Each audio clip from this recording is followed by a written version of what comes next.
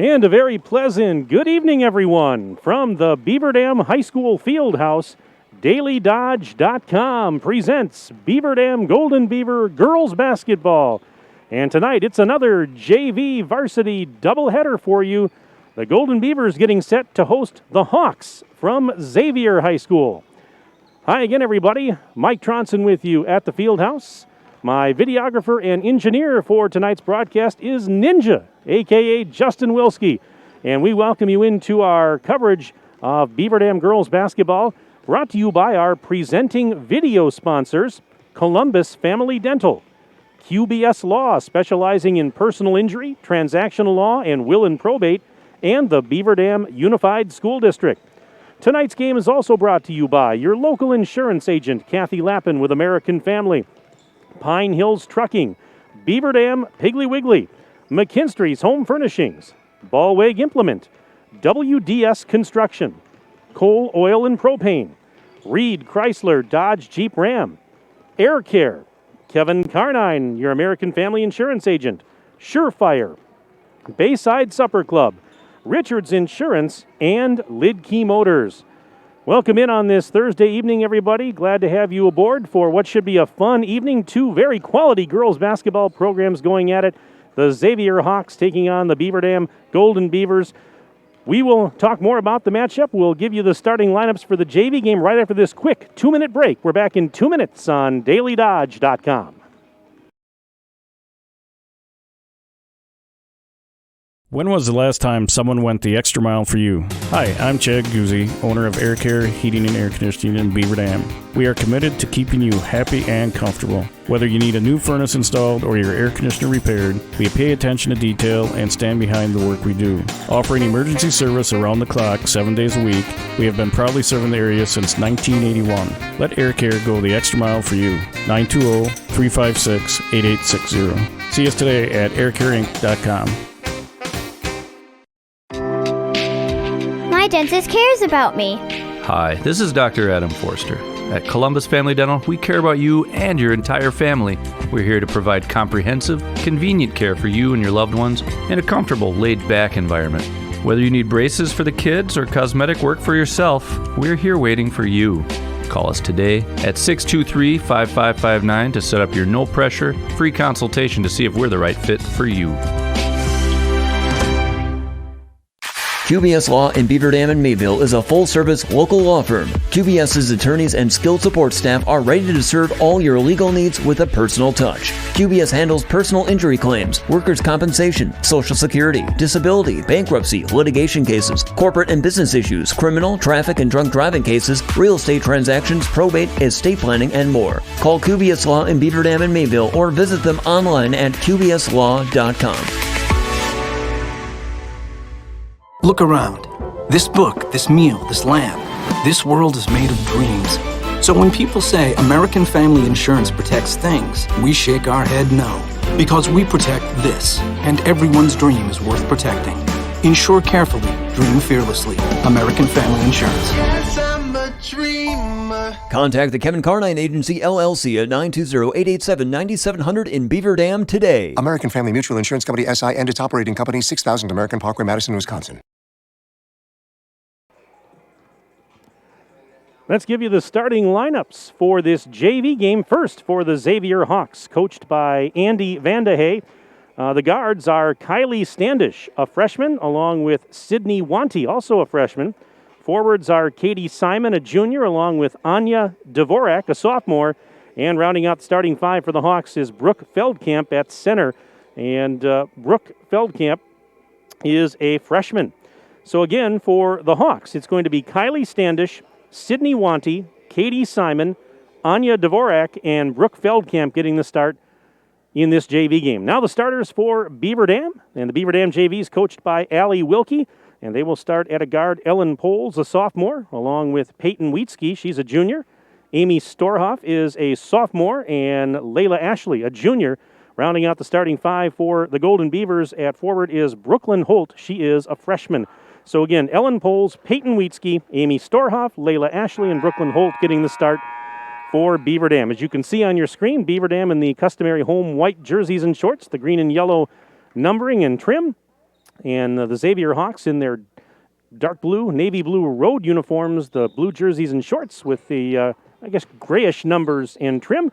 And, of course, no jump ball during COVID. Visiting team gets the ball to start. The Hawks have it, and this game is underway as they work it into the front court. Thanks for being with us tonight on DailyDodge.com. This is Kylie Standish. Beaver Dam's out in man-to-man defense. Ball knocked loose, but Standish will maintain possession. Now send it off on the left side for Katie Simon. Simon driving down low, being guarded there by Peyton Wietzke, and a bad pass intercepted by Ashley. Throws it ahead. Wietzke catches up to it, lays it up, and it's off the rim, no good. And the rebound tipped and grabbed by the Hawks. This is Standish up the right wing side. Floats one up high off the glass. It won't go. And the defensive board for Poles, and she'll bring it back the other way. Each team with some looks. Nobody able to watch it go through the hoop just yet. We're, not quite a minute in to this JV game. No score. And here is Holt giving it now to the top of the key. And they go back left side for Ashley. Ashley gets double teamed, kicks it out between the rings now for Peyton Wietzke. Wietzke just inside the center circle. Picked up defensively there by Wanty. Ball's knocked loose. Wanty, she stripped her. Sydney Wanty with some nice defense. She'll send it ahead. Thought about a three, but Standish didn't take it. Now floats one up in the lane. Banks it home. So Kylie Standish makes it a 2-0 lead in favor of the Hawks. A little pressure in the backcourt here, but Beaver Dam's going to get it across easily. Poles now will kind of let traffic go by and reset. 14:32 to go first half of the JV game. 2-0 in favor of Xavier. These are two very good JV teams. Here's a three on the way. It is good from the left wing side. Amy Storoff knocks down the triple, and just like that, it's 3-2 in favor of the hosts. Beaver Dam with a 1-point lead. But, Xavier, they haven't lost a game yet at the JV level this season. They're a perfect 6-0. Beaver Dam, how about their record? They're 4-1. So these two teams are a combined 10-1 to start the season. That's pretty darn good. There's a pass to the baseline underneath the basket. Bad angle kicked out of there. One-handed. Standish grabs it. Right elbow. She's to the free throw line. Spins. Puts a shot high off the glass. That won't go. And that's Poles pulling down the defensive carom for the Golden Beavers, who lead it by 1. 13:40 and counting left in the opening stanza of play. JV action now. Varsity to follow a little bit later tonight. Ashley tries a three. Off the rim, no. And the rebound was tipped right back to Ashley. Out to Poles. She'll try the three. In and out, no good. Offensive board, putback. That won't go over the rim. I think Ashley, she got fouled on her putback. So some offensive rebounds there. And you get second and third, fourth opportunities. Usually good things will happen. And that's our first foul of the game. This foul was called on Simon, and it puts Ashley at the line. First free throw is up, and it's good for Layla Ashley. Make it a 4-2 game. Now we got subs coming in here for Xavier. Matea Kiepert, a freshman, is checked in. Molly Martini, also a freshman, is checked in for Xavier. Second free throw for Ashley. Off the rim, no. And a defensive rebound. So it's a 4-2 lead in favor of Beaver Dam. One of two was Ashley from the line. Pass, back door, and underneath the basket, that's Standish. She can't get a shot up. And she tried to get rid of it. It was stolen. Ashley now racing back the other side. Kicks it out. Poles up to the top of the key. Ball fake. Wietzke underhands it out, and that one a little off the mark, and it's going to go out of bounds. It was a pass intended for Storhoff. And that one out of bounds. A turnover for the Golden Beavers, and the Hawks will take over. They'll have to inbound on the near sideline. Trailing right now by a deuce. It's 4-2. Yep, there's a steal. And thrown ahead, Wietzke to Ashley on the left side. Goes in, layup. Yes, count it, and one. So Layla Ashley has a chance for a three-point opportunity the old-fashioned way. Beaver Dam gets the turnover, and Ashley going in on the fast break with an and one. Another substitution here for Xavier, just checking in a moment ago, was Annalise Minorik. She is a freshman. The free throw's up, the free throw's no good, and the rebound's going to be tracked down by Martini. Here's Standish in the fast break, and whoa, what a hustle by Ashley to get back and block the shot out of bounds. That's just great hustle. You can't teach that, folks. I mean, you just got to, she just turned on the motor, got back, and she denied that shot. Looked like it was going to be an easy two. Right now it's 6-2 in favor of Beaver Dam. Xavier inbounding, and on the left side there's Martini, a little hook shot. That won't go. Rebound tip right back to her. Right side shot. That might have been partially altered. No good. Rebound, Ashley back the other way in a flash. Ashley with the speed, and she goes in for another layup. Ashley now with 5 points, 5 of the 8 for Beaver Dam as they lead it 8-2.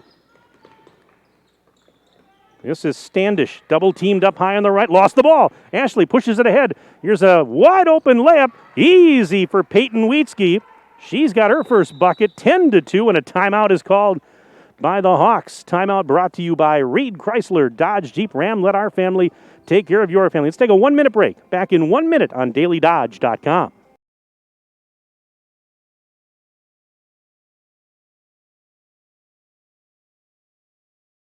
Every Thursday from 5 to 8:30 at the Bayside Supper Club, you can have the famous chicken wing and rib combo for $12.99. 12-ounce prime rib for $14.99. All-you-can-eat deep-fried fan-tailed shrimp for $14.99 and 2-for-1 drinks at the bar from 5 to 7. Fridays, the all-you-can-eat chicken and fish seafood buffet from 4:30 to 9. And Saturdays, the prime rib shrimp seafood buffet from 5 until 8:30. Sunday brunch is back every Sunday from 10 to 1. Make your reservations today for the Bayside Supper Club at 887-0505. To those who love the grind, run with us on a John Deere Gator UV. Because your daily routine may change, but the land stays the same. There's still ground to cover and a herd to keep in line. Out here, the work never stops. So keep going on a Gator UV with the power to forge ahead. Nothing runs like a Deere. Search John Deere Gator for more. Visit your local John Deere dealer, Ballweg Implement in Waupun on Highway 68 West and Beaver Dam on North Spring Street. And always online at ballweg.biz. Well, after the timeout, Xavier will inbound. Right now, the Hawks trailing in the JV game by the score of 10-2. So Coach Andy Vandehey wanted to talk things over and try and settle the troops down just a little bit. Long way to go in this one, though. Still over 12 minutes left in the first half. 10-2, BD on top. And being hassled down there was Minorik, and ball was knocked loose. A jump ball. The arrow is pointing the other way. So Beaver Dam will get it off the alternate possession. I mentioned, of course, a lot of you probably know already, and during COVID, no jump balls to start the game. They award the visiting team the ball to start, and then after that, it's just alternating possessions. And, of course, if a game goes to overtime, then what they do is they will flip a coin at the beginning of the overtime to determine who is awarded possession to start the overtime. So Ashley, who's having a nice first couple of minutes of this game, gets the inbounds pass, throws it ahead. Storhoff catches up, going in right side. Missed the layup a little bit short. She was being hassled, and the rebound pulled down by Martini. Molly Martini leaves it off right side for Sydney Wanty. They throw it into the post, and now we get another jump ball as Brooke Feldkamp got tied up, but this time the arrow is pointing to our right, which means Xavier will keep possession. No fouls in the game yet on Beaver Dam, 2 thus far on the Hawks. Inbounds pass off the fingertips of Kiepert, and trying to save it was Minorik, and it's going to go back the other way. So this is going to be Wheatsky to throw it in, and she does get it in. This is Olivia DeStefano now on the floor for the Golden Beavers. DeStefano is a freshman, and taking the pass was Poles, and she got knocked down. Olivia DeStefano, a freshman. That is the daughter of Beaver Dam Superintendent Mark DeStefano, who you can hear on the radio, WBEV, monthly, for his Let's Talk radio show. He's a good friend to us at the radio stations and DailyDodge.com. Three-pointer from the corner is good for Wheatsky. She's up to 13-2 in favor of the Golden Beavers. They've got an 11-point lead with just over 11 minutes left in the first half. You know, there's a turnover, and this is Storhoff racing back the other way. Storhoff kicks it out left side. Wheatsky in three-point land. Up top she goes. Ashley, ball fake into the lane. Floats it up with the right hand. Got the friendly bounce. Ashley now with 7. 15-2. And there's a bad pass stolen by Ashley. She actually got bumped, I think, by the official inadvertently. And now we're just getting some personnel set here. With 10:51 left to go, as she stepped out of bounds. I guess the visual was near there, but turnover gives it to the Hawks. And there is another turnover, and this time it is Wietzke. Oh, and she tried to get it to Ashley, but it was turned back over as it was stolen by Sydney Wanty. Now the ball knocked out of bounds. Got to hang on to the rock. Tough to hang on to the rock here in the early going of this one. Corey Gundert, a junior, has now checked on for Beaver Dam, replacing Storhoff. Also out there is Mackenzie Gritzmacher. She's a freshman. Try to mention names as they come into the game for the first time for you. 10:35 left to play first half of our JV game. 15-2. Post feed, kicked out, bounce pass. Now a three on the way. That's short for Simon, and that's Gritzmacher with the defensive rebound on the baseline. Now Gundert throws it ahead. Ashley catches, and from a tough angle, she shoots over the rim. No good, but an offensive rebound rather for DeStefano. On her knee, she gets it out to the top of the key. They go back to Ashley. Ashley looking now for DeStefano and leaves it off for Wietzke. Gives it now to Gundert. Back to Ashley, top of the key. Kind of 2-3 zone defense here for the Hawks, and now we've got a whistle as Ashley hit the deck. So let's see who this one's on. It's the third team foul of the half for the Hawks, and it's going to be the first on Feldkamp. So Wietzke will throw it in.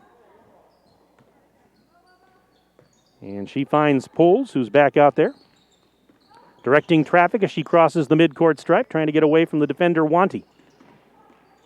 Poles to Wietzke, just inside the center circle. Left side dish, Gundert fakes the three. Inside the bubble. Bounce pass back out, Wietzke. Nice pass down low to a wide-open Gritzmacher. The high-low game, and Gritzmacher was wide open for her first bucket, 17-2. Beatty up by 15 now over the Hawks. And there's a shot high up the glass. That won't go for Katie Simon. Ball's out of bounds into the Beaver Dam bench. Last touched by the Golden Beavers. So Xavier going to hang on to it here with 9:23 to go in the first half. The Xavier Hawks making the trip down here from Appleton today. And there's a layup no good, but we've got a foul, and that's Molly Martini, a freshman, will head to the free throw line. First foul of the game on Beaver Dam, and it goes on Poles. But, nice day. Beautiful day here for this time of year. And first free throws up for Martini. It is good. Make it 17-3.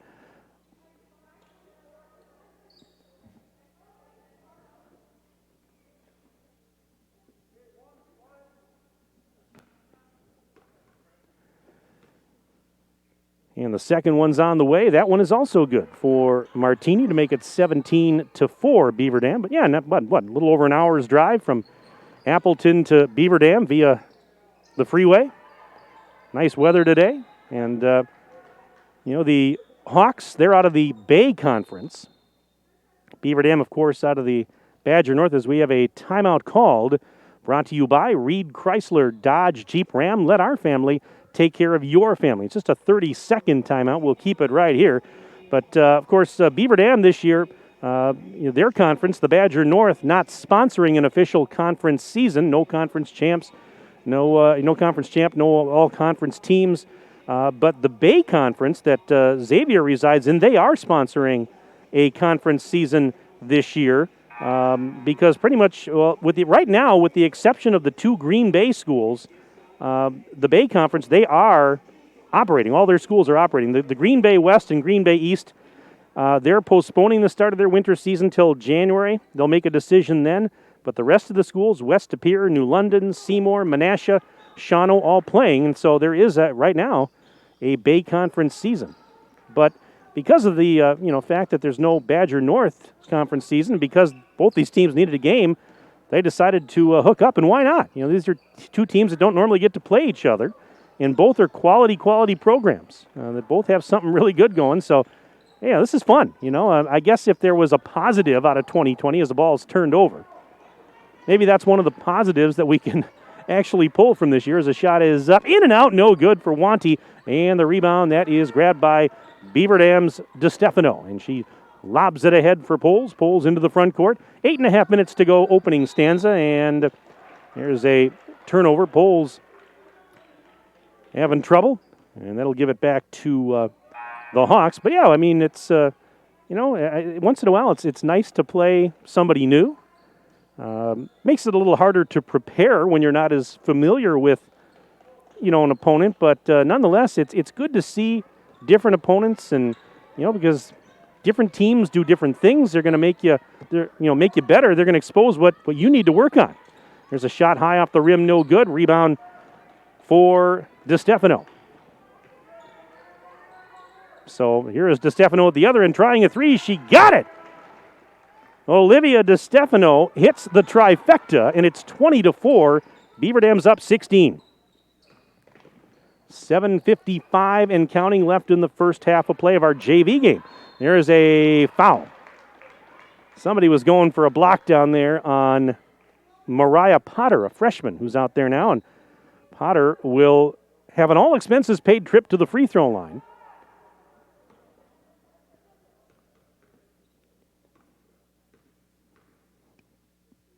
And the first one is up, and it's no good.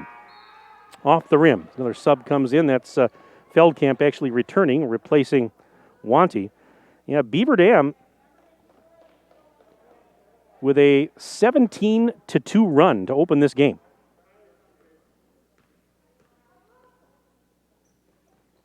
And the second free throw is good for Potter. So Potter connects one of two on that trip to the line, 20-5. Beaver Dam with a commanding lead here, 7:45 to go in the half. And a bounce pass right side. Gritzmacher off the rim, it won't go. And that's an offensive rebound. It's kept alive by Cora Wendt, the senior who checked in. Now a three-pointer at the top of the arc. That won't go for DiStefano. Tried another one. And a defensive board. Here come the Hawks. And racing ahead is Standish. Standish, wait a minute, we got a whistle. Let's see what we got here. Looks like a foul on Beaver Dam. It's going to be the first personal on Gritzmacher and third team foul. Here's Matea Kiepert on the baseline. Inbounds pass. Left side shot is up. And they're going to count that and a foul. So Kylie Standish on that left side took the inbounds pass, went in for a layup, and now a chance for a three-point play.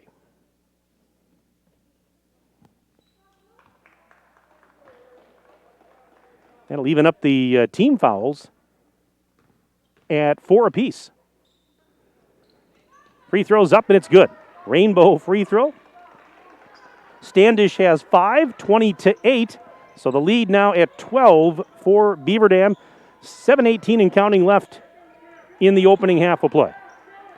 Here's Wendt, right side, being hassled down there and lost it out of bounds. Well, tell you what, it's good defense. That was Kiepert down there. It was keeping an eye on her. Now a timeout. Timeout brought to you by Reed Chrysler Dodge Jeep Ram. Let our family take care of your family. Back in 1 minute on dailydodge.com.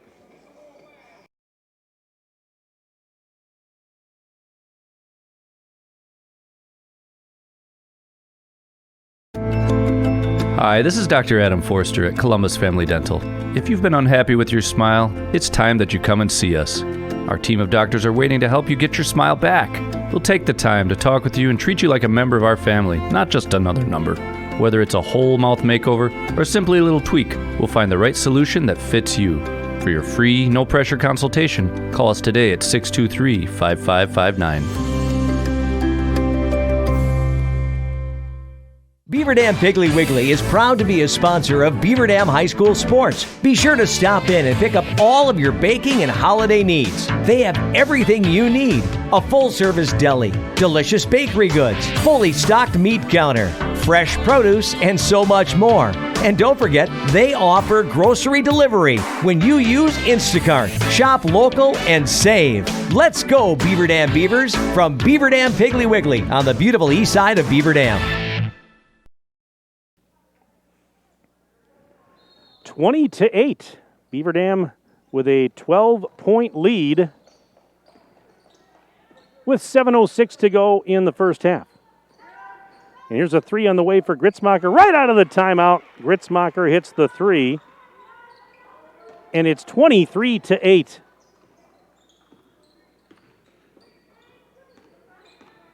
With it now is Feldkamp driving to the right side. Pass off, well, intended for Martini. Went out of bounds, and they were not able to connect. So the Golden Beavers will get it back. Another sub here. Sadie DeVries checks in for Beaver Dam. She's a junior. We were here for the home opener when Beaver Dam played Plymouth. She was not available that day, so nice to see her out there for the Golden Beavers, and DeVries in the left corner. Up to Gritzmacher, pass. Oop, that was knocked loose, but saved. And now here is a 3 on the way from the right side. That's no good for Emma Wendt. Offensive rebound, it's kept alive by Gritzmacher. Now to DeVries in the left corner. They go back up to Ashley. Ashley having a nice first half, sends it out. Gritzmacher, top of the silo for 3, and she buries it. Gritzmacher now with her second triple of the game. She's got 8 points, and it's 26-8. Beaver Dam with a commanding first half lead. 6 minutes to go until intermission. And there's a ball knocked out of the hands of Standish, and as they were fighting for it, we got a whistle.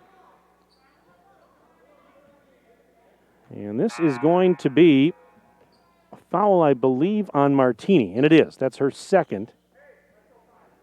That's also the 5th team foul for the Hawks.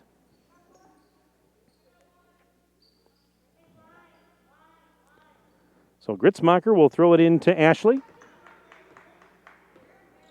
And she'll trot through the center circle.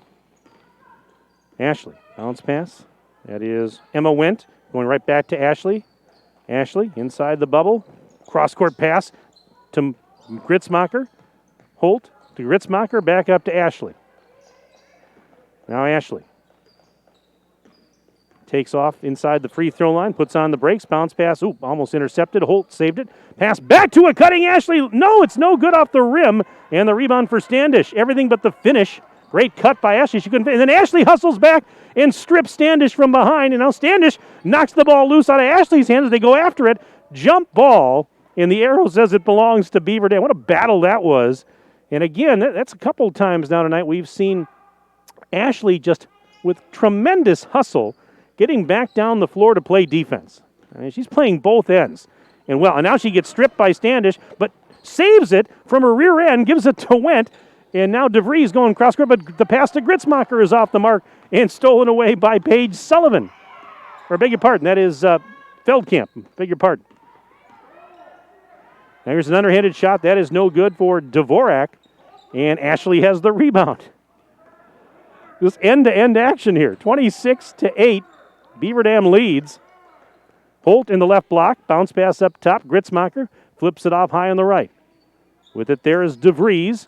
Over to Ashley on the bounce pass. Post lob intended for Wendt. A little too tall for Wendt. And then it was stripped, knocked loose, and then, the Hawks come away with it. And both teams active defensively. Tough to hang on to the ball at times here. This is Feldkamp. Feldkamp, I was told, will play just the first half. There's a nice pass to a cutting Katie Simon, who goes in for a layup on the right side. 26-10 now. Beaver Dam still with a commanding lead. And a whistle as Ashley was driving. So a foul here. This is going to be the 6th on, or is it, beg your pardon? Yeah, 6th now on Xavier, and it's going to be the 1st on Standish. Inbounds pass to Ashley, missed the shot, air ball, never hit the rim, and grabbed out of midair by Dvorak. Well, here come the Hawks. Here's a baseline drive, left side. Count that one. Yeah, she was wide open, and scoring on that play was Paige Sullivan, the senior. 26-12. Golden Beavers lead the Hawks. 3:35 and counting left in the first half. Wide open for 3 at the top of the bubble. Bullseye! That is Storhoff knocking down her second triple. She's got 6. 29-12, and a traveling violation on the Hawks. We'll give it back to the Golden Beavers. 3:25 left first half.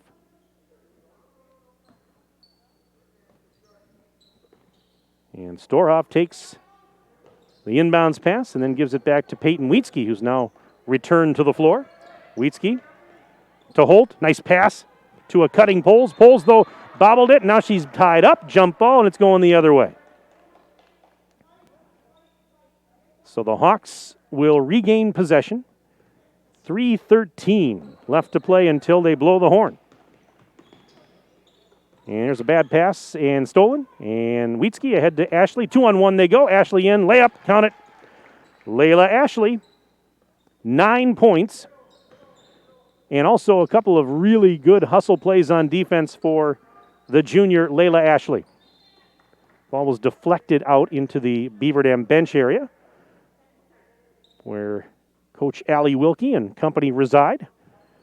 2:51 remaining in the half. 31-12 is our score, and there is a pass that hits the scorer's table. Out of bounds it goes as Minorik was trying to get it to Simon, but that fails to connect. Mike Tronson with you on the DailyDodge.com video stream tonight. Justin Wilski, a.k.a. Ninja, is my videographer and engineer. Glad you're with us. And there is a pass that is saved by Poles, gives it to Wheatsky left elbow. Back up to Poles, just inside the center circle area. Tries to go off a screen set by Eshe, and there's contact. Oh, and it's going to go on Beaver Dam. So, Ashley gets called for the foul. She was trying to set the screen. Gets called for the foul. That's her first, team's 5th, with 2:31 to go in the half.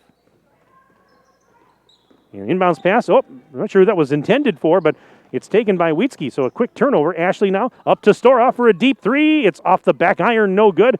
Poles trying to get the rebound, went off her fingertips, and Standish has it instead for the Hawks. Bounce pass to the right side off the hands of Simon, and it will go out of bounds and back to the Golden Beavers.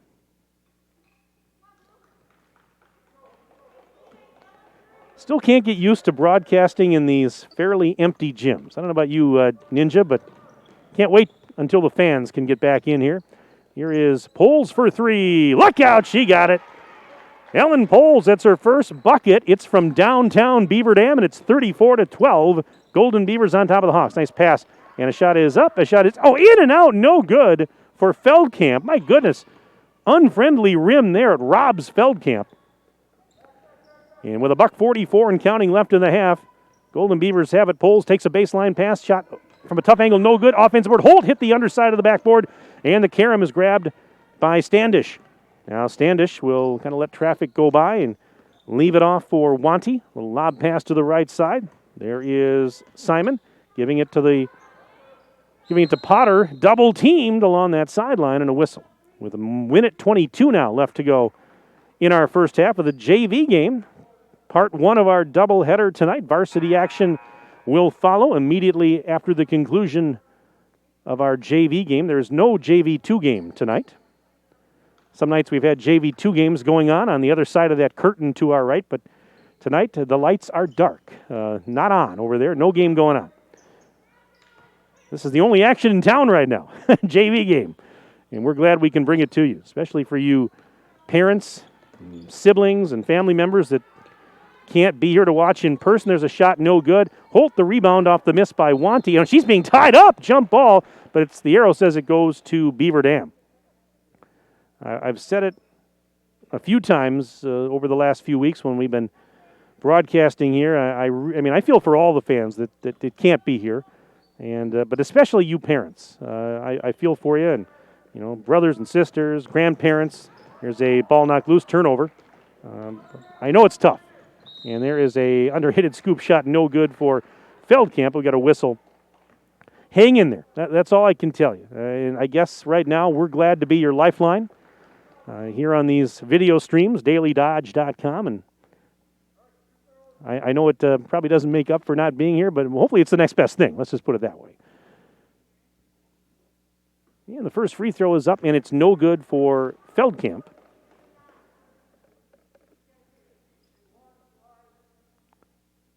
And she'll get one more.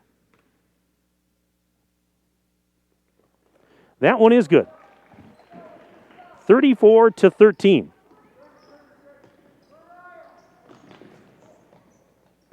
And the ball is loose and now tipped out of bounds, and looks like it's going to the Hawks. 47.7 seconds left to play in the half. 34-13. So Beaver Dam's up 21. They opened this game on a 17-2 run and really have been in control since the get-go. Feldkamp spinning into a double team. Nice pass, threading the needle, and that is Sidney Wanty. Beautiful pass and a layup for Wanty makes it 34-15. That's the way you draw it up. 24 seconds left in the half. Holt, right side, shot over the rim, too strong. Standish has the defensive carom. 17 seconds left in the half. Throws it ahead. Here's a layup. It is good. Count that one. And that was Katie Simon. She's up to 4 points. 34-17. Now Holt taking the outlet feed underneath the basket. Tried to reverse. She was at a tough angle, falling out of bounds. Couldn't get it. 2 seconds. One shot from half court. No good. And that is the way the first half comes to an end here at the field house. So we have played one half of JV basketball. And our score at the break is Beaver Dam 34 and Xavier 17. Stay with us as our halftime report comes up. Right now we'll take a 3-minute break. Back in 3 minutes on DailyDodge.com.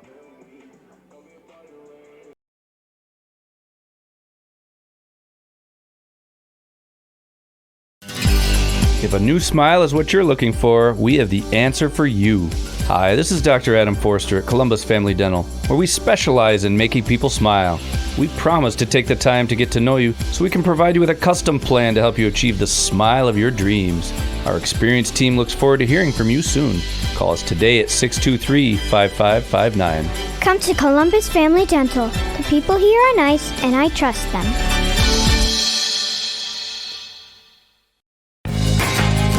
With new bulk storage facilities in Watertown, Burnett, and Friesland, Coal Oil and Propane is now bringing the heat to your homes during the cold winter times with propane and fuel oil. Serving customers in Beaver Dam and all surrounding areas, Coal Oil and Propane is a family-owned company celebrating 100 years of reliable professional delivery, competitive pricing, and excellent customer service. Check them out at coaloilandpropane.com. Your family depends on you. That's why you work hard to make sure they have everything they need. With life insurance from American Family Life Insurance Company, you'll feel good knowing you've taken steps to protect what matters most. Now's the time to plan ahead. Let's talk about protecting your loved one's financial future and finding the peace of mind you and your loved ones deserve. Insure carefully. Dream fearlessly. For details, contact Kathleen Lappin, agent at Kathy Lappin Agency, LLC. Call 920-887-7286 or stop by 1748 North Spring Street in Beaver Dam today.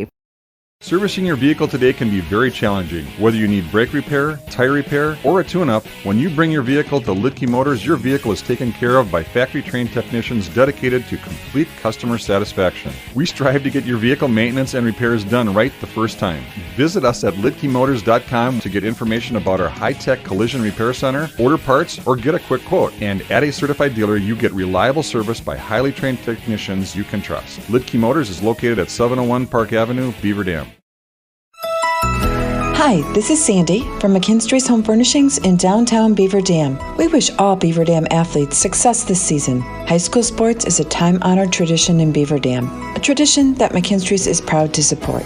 At McKinstry's, community is family, which is why, since 1858, we've been honored to be part of your family's home. We hope that your pieces become family heirlooms. McKinstry's Home Furnishings, downtown Beaver Dam. Are you looking for a career where you are appreciated and treated well for what you do? Pine Hills Trucking is currently hiring and they want you to become a part of their family.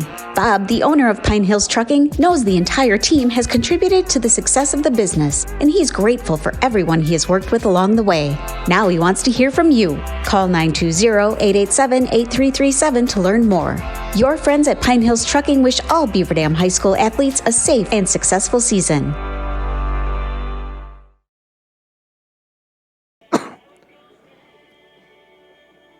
Well, folks, don't forget to tune in to the monthly Let's Talk radio show with Superintendent Mark DeStefano on the third Thursday of the month at 11:10 a.m.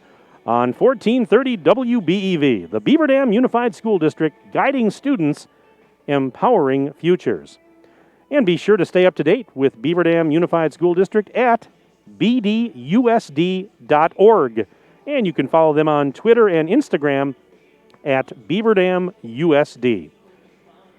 Beaver Dam Unified School District, they're one of our presenting video sponsors here on tonight's broadcast. And also, we want to thank our other presenting video sponsors, Columbus Family Dental and QBS Law, specializing in personal injury, transactional law, and will and probate. Tonight's broadcast is also brought to you by your local insurance agent, Kathy Lappin with American Family Insurance, Pine Hills Trucking, Beaver Dam Piggly Wiggly, McKinstry's Home Furnishings, Ballweg Implement, WDS Construction, Coal, Oil, and Propane, Reed Chrysler Dodge Jeep Ram, Air Care, Kevin Carnine, your American Family Insurance agent, Richards Insurance, Surefire, Bayside Supper Club, and Lidkey Motors. It's 34-17. Beaver Dam doubling up Xavier at halftime of this JV game. Let's give you the first half individual scoring for Beaver Dam. I've got Layla Ashley with 9. She leads all scorers in the game. 9 points for Ashley. Mackenzie Gritzmacher right behind. She had 8 points, including 2 3-point baskets. Amy Storhoff with 6. She had 2 from beyond the arc. Peyton Wheatsky with 5. She had 1 from downtown.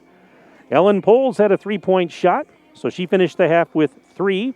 And Olivia DeStefano with a 3-pointer. She finished the half with 3. 1, 2, 3, 4, 5, 6, 7, 7 3-pointers in that first half for Beaver Dam. So some hot shooting, some good defense, and they've got a 17-point halftime lead. Meanwhile, for Xavier, they were paced in the half by Kylie Standish with 5.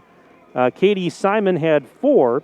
Several players with 2 points each. Molly Martini, Paige Sullivan, Sydney Wanty all have 2 points each. Mariah Potter and Brooke Feldkamp with 1 free throw each, so they both finished the half with 1. Xavier JVs came into this game 6-0, trying to stay unbeaten, but they're going to have to rally to do so. It's 34-17 Beaver Dam at the break. We'll take a 2-minute timeout. Back in 2 minutes on DailyDodge.com.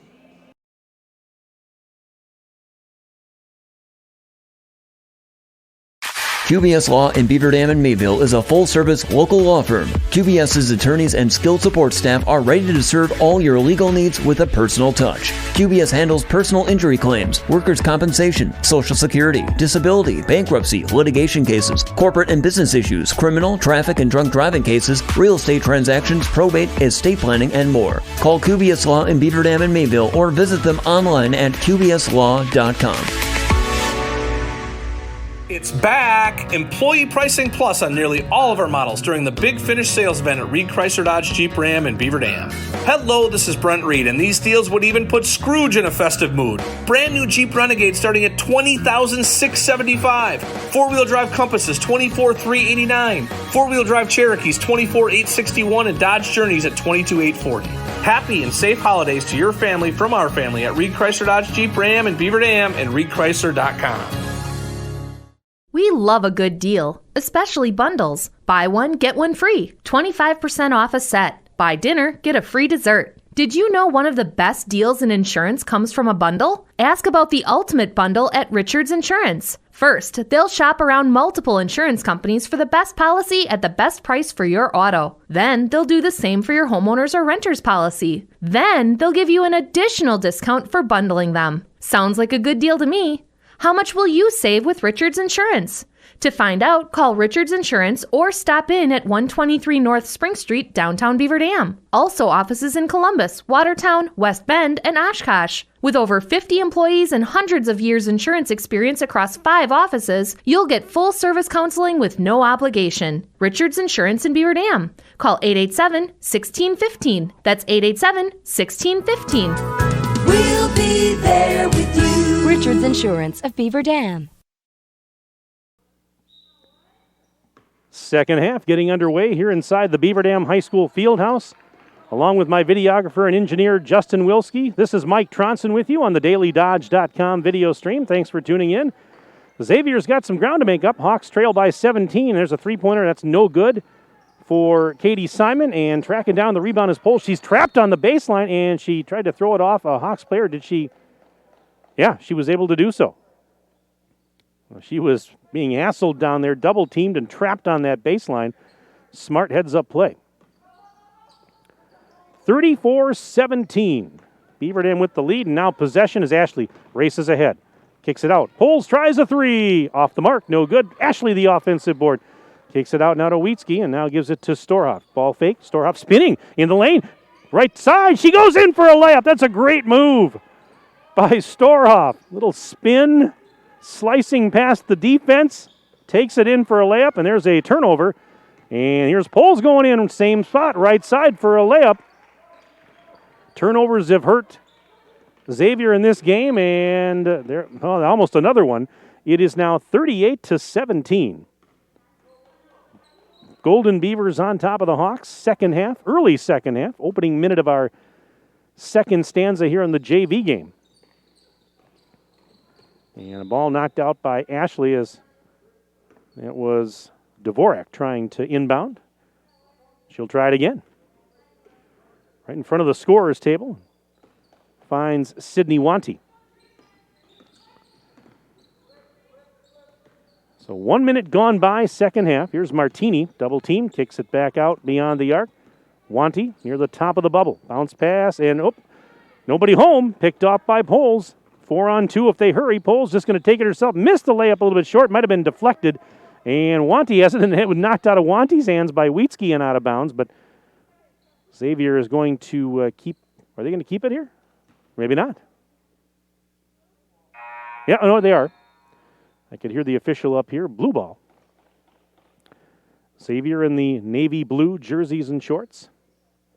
Beaver Dam in the home whites on your dailydodge.com video screen tonight. And here is Standish. Bad pass intercepted. Storhoff. She's going to go in all alone, and that's an easy layup for Storhoff. She's now up to 10 points. 40-17, and a pass tipped and stolen by Ashley. And a 2-on-1, and that layup is no good, but Wietzke got fouled. And my goodness, Beaver Dam's defense here has been exceptional at times in this game, forcing numerous turnovers. And those turnovers have been leading to points in offense at the other end. Wietzke's first free throw is no good. She had 5 in the first half. She'll get one more. Next one's on the way. That is money for Wietzke. Gets 1 of 2 at that trip. 41-17. Golden Beavers on top of the Hawks.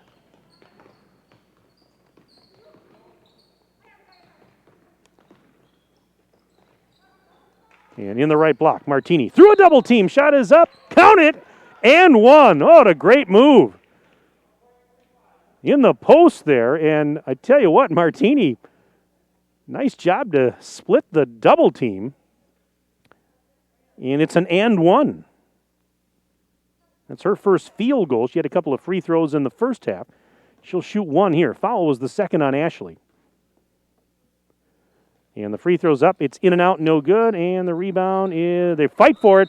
Big scramble as Martini got tied up as she dove for her own rebound. And the arrow says it's going back to Beaver Dam. Team fouls even at 1 apiece. We're about 2 minutes in to the second half of our JV contest. 41-19 now. Beaver Dam still up in the contest, and pass into Ashley. Ashley trying to get through traffic and a whistle, and looks like Coach Allie Wilkie wants a 30-second timeout, brought to you by Reed Chrysler, Dodge, Jeep, Ram. Let our family take care of your family. We should remind you while we have a moment here that we've got more sports this weekend, tomorrow and Saturday, streaming here on the video page at dailydodge.com. Wade Bates will be bringing you Beaver Dam Wrestling tomorrow night. That's going to start at, let's see here. You got varsity wrestling starts at 7. Now, I heard him say this morning on the radio there was no JV match, but it lists a JV match here. But I'm not sure if that was canceled or what, but 7 o'clock for the varsity match. And then Saturday, Beaver Dam boys basketball streaming here on the video page at Daily Dodge as the Beaver Dam boys welcome Waterloo to town. Those games were originally going to be at night. They've been moved up to the afternoon due to some potential weather issues. 12:30 for the JV game, 2 o'clock Saturday afternoon for the... There's a layup good for Wheatsky. Or is that Poles, rather? Let's see. Yeah, that was Poles, I beg your pardon. But, 2 o'clock for the varsity boys game on Saturday and 12:30 for the JV. Pass intended for Martini was going out of bounds. She tried to swat it off of Storhoff to save it. And she did. So 13:35 to go in the second half. 43-19. And Standish tries a three. Rainbow three is good. Oh, did she get some arc under that thing? 43-22. My goodness. That thing looked like it came out of St. Louis that had such an arch to it. Here's a three from the left corner. No good. And the rebound for Matea Kiepert. She'll bring it ahead. Kiepert sends it left side for Standish. Here's another three, and that one is good. Standish hits another one, 2 in a row for her. 43-25 as the Beaver Dam lead is at 18, so they still have a comfortable advantage, but maybe a couple of threes there by Standish gets them going a little bit offensively, and, well, there's a turnover. Wheatsky lost it out of bounds, so it's going to go right back to the Hawks. Still a lot of time left here in this JV game. 12:52 left to be played in the ball game. And here is a pass intended for Martini, I believe, but she kind of went over her backside and was saved by a teammate. Now a whistle as we've got a, what do we got here? Foul? And, nope, beg your pardon, 30-second timeout. Brought to you by Reed Chrysler Dodge Jeep Ram. Let our family take care of your family. Well, the Beaver Dam Unified School District identifies a School of the Month during the school year. A shout out to the students, staff, and families of Lincoln Elementary, December's School of the Month. 12:40 left to go, second half of our JV game. 43-25. Want to welcome all of you into our broadcast tonight. You know, we got a lot of fans of Beaver Dam watching, and we hope a lot of you folks back up in Appleton, fans of Xavier, we're glad you're tuned in as well. Give you a chance to see the girls in action. There's a shot up and good. I believe that was Potter. Couldn't see the number for a second, but I'm going to give that bucket to Potter. We'll double check it. 43-27. So the lead is down to 16 now for Beaver Dam. A little bit of a mini run here for the Hawks. Gritzmacher, ball fake. Kicks it to the left corner. Pulls for three. No good. Short. Long Karam, rebound grabbed by Wheatsky. An offensive board headed, knocked out of her hands, though. And this is Kiepert racing into the front court. Kiepert puts on the brakes and gives it to Dvorak. And now a three on the way. That's no good for Wanty. Here come the Golden Beavers off the miss as Wheatsky kind of lets traffic go by. Now underhand flips it to Gritzmacher. Gritzmacher leaves it off for Poles. She's out near that timeline being guarded by Standish. Now here is DeStefano. Left side off the glass. It's too strong. And getting the rebound was Wheatsky. Sends it out and out of Poles. Back to DeStefano. Around the horn they go. There's Gritzmacher in front of her own bench. Goes left baseline. Shot is up and it goes in for Gritzmacher. Hung on the rim for just a second, then dropped through. 45-27. Beatty back in front by 18 now. Wanty. They go around the horn to the left side. Standish for three. It is off the back rim. It's no good. Gritzmacher grabbed the rebound. There was a fight for it and a foul. See who they get here. This is going to be the second on Sydney Wanty. And it's also the second team foul of the half for the Hawks.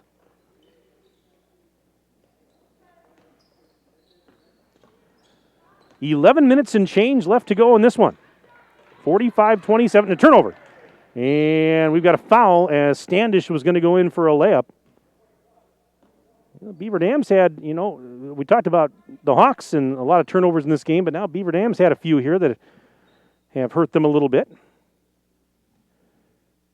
That was the second personal on Gritzmacher, by the way. Team fouls even at 2 apiece. And the first free throw's up, and it is good for Standish. Standish now, let's see, I've got her for a dozen in this game. 5 in the first half, 7 now here in the second half. And one more, and now she's got 13. 45-29. Beaver Dam leads Xavier. Just under 11 minutes ago, and a bad pass, and it's stolen by Xavier. Comes Dvorak. Giving it to Standish, top of the bubble.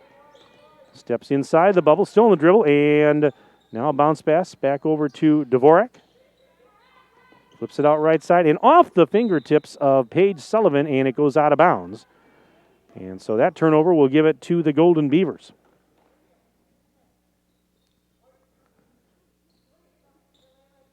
This is Gritzmacher. She'll throw it in. Right in front of the Xavier bench. Finds Ashley, but Ashley was being hassled. Now Ashley lobs it across. Here's DeStefano. Right baseline, in for the layup. Count it. Oh, my goodness. Made that look easy. DeStefano now. I've got her for 5 in this one. 47-29. Beaver Dam. Bad pass. Right. Ashley was standing right there. Just playing center field and picked it off. Ashley's had a great game, both offensively and defensively. Wheatsky for 3. Line drive 3 is good from the right corner. Peyton Wheatsky with her second 3 of the game. 9 points total, 50-29. Here's a 3 for Dvorak. Arcing rainbow 3 is no good. Gritzmacher tracks down the rebound, gives it to DeStefano, throws it ahead. Now Storhoff. 3-on-1 if they hurry. Right side, Wheatsky's there for the layup. Wheatsky with the layup. Storhoff with the helper, and it's 52-29 Beaver Dam with 9:43 to go in the ballgame. And we've got a whistle as that shot was up, but it looks like it was before the shot.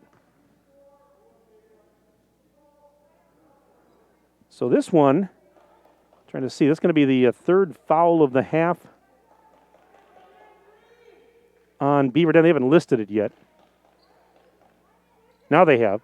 Third on Storhoff. They got the scoreboard right now. Just waiting for him.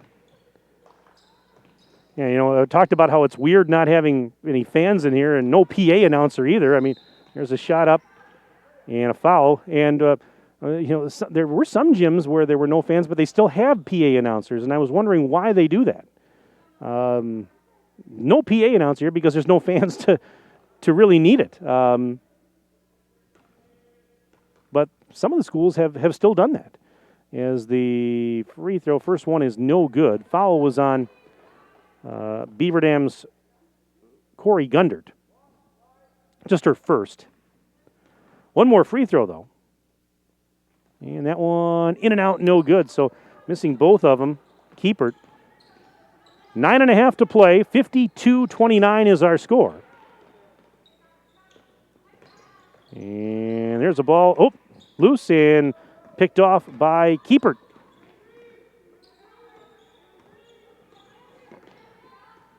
So the Hawks have it. And with it now is Wanty at the free throw line. Out to Annalise Minorik. Now back up top, high on the right. There's Potter. And a shot is up. No good, but we've got a whistle and a foul. This is going to put Sydney Wanty at the charity stripe.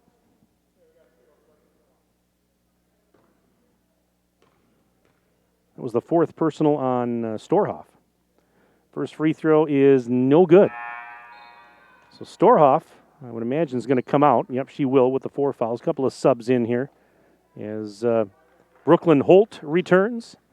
And so does Cora Wendt. Second free throw is good for Wanty. 52-30. 9 minutes left in the ball game. And Beaver Dam with a 22-point lead. And the ball. Gunder. Underhands it. Shot is up. Shot is in. That's Gritzmacher. Gritzmacher now with a dozen points in the contest. 54-30. Golden Beavers on top of the Hawks. Here's a deep 3. Air ball. And Hawks were not able to save that one. So we'll go right back to Beaver Dam. Gundert trying to get it in, a little full court pressure, but Holt takes it, throws it right ahead to Wendt. Now Wendt into the front court, and she's double teamed just inside the timeline, trapped there, got rid of it. Holt, in front of her own bench to the left corner, Gritzmacher for three. Off the rim, no good. And that's Wanty coming out of there with the rebound. Here's a 3 for 3. It's no good. And the rebound, defensive Karen for Ashley. Minorik, she wears number 3. She tried a 3. So it was 3 for 3, but she missed. And now a whistle and timeout on the floor. This timeout brought to you by Reed Chrysler Dodge Jeep Ram. Let our family take care of your family. Let's take a 1-minute break. Back in 1 minute, dailydodge.com.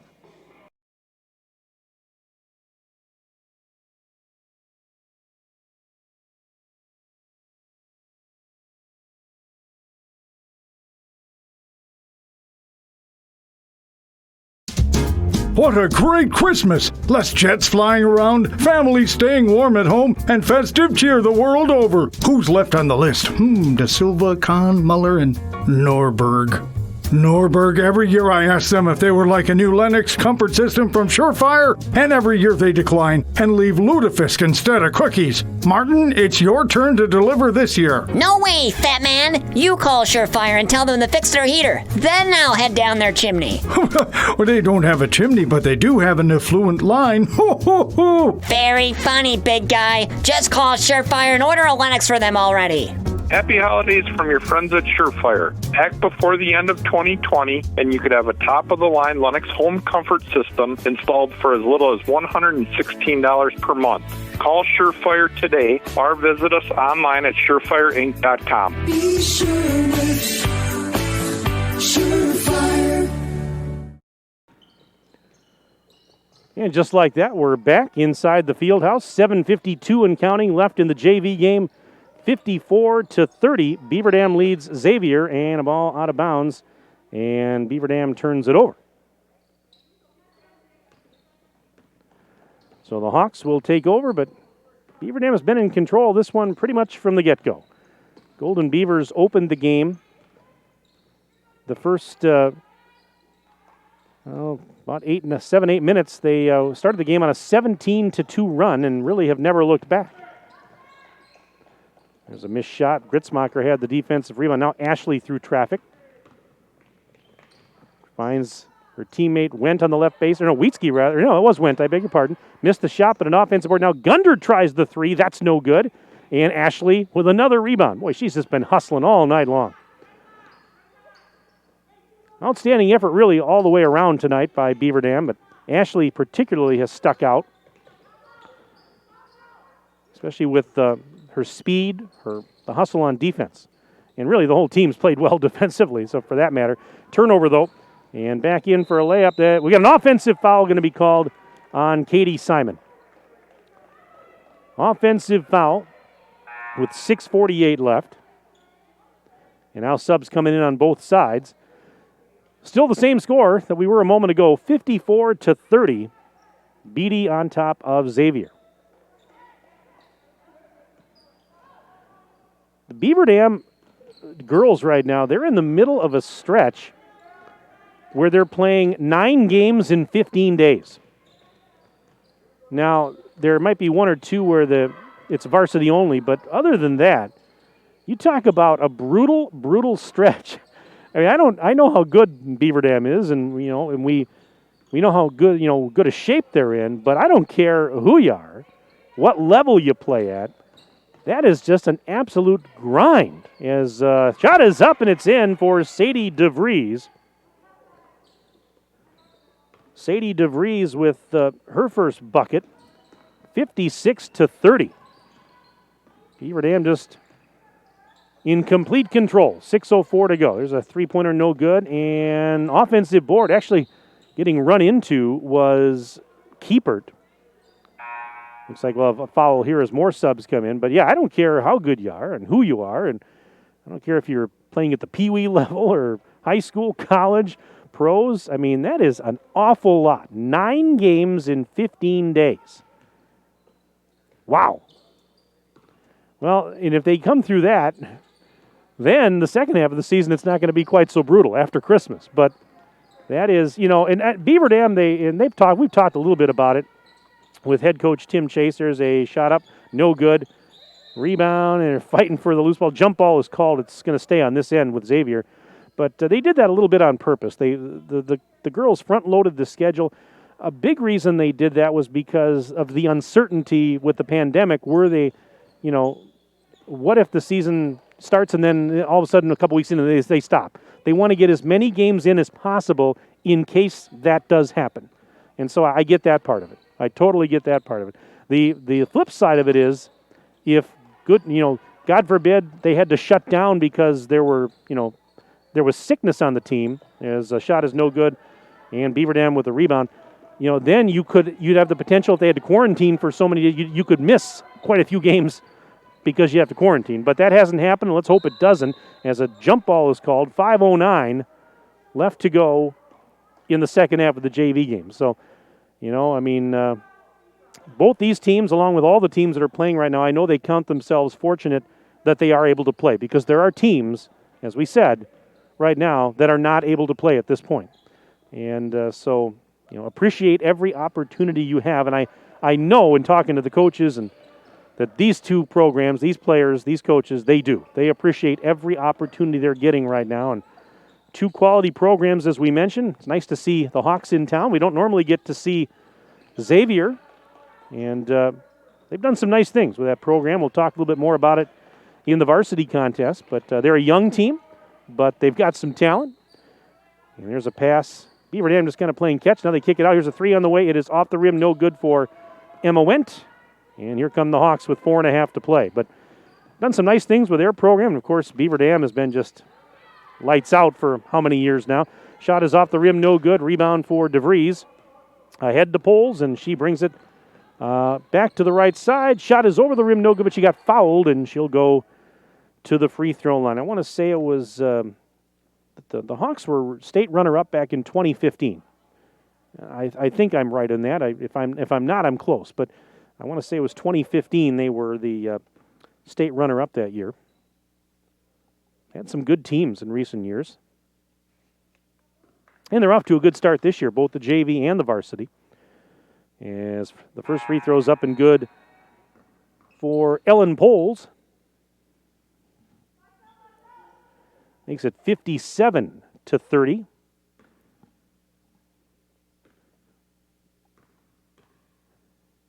And the next one is good. 58-30. And we've got a timeout called by Xavier, brought to you by Reed Chrysler Dodge Jeep Ram. Let our family take care of your family. Back in 1 minute on dailydodge.com.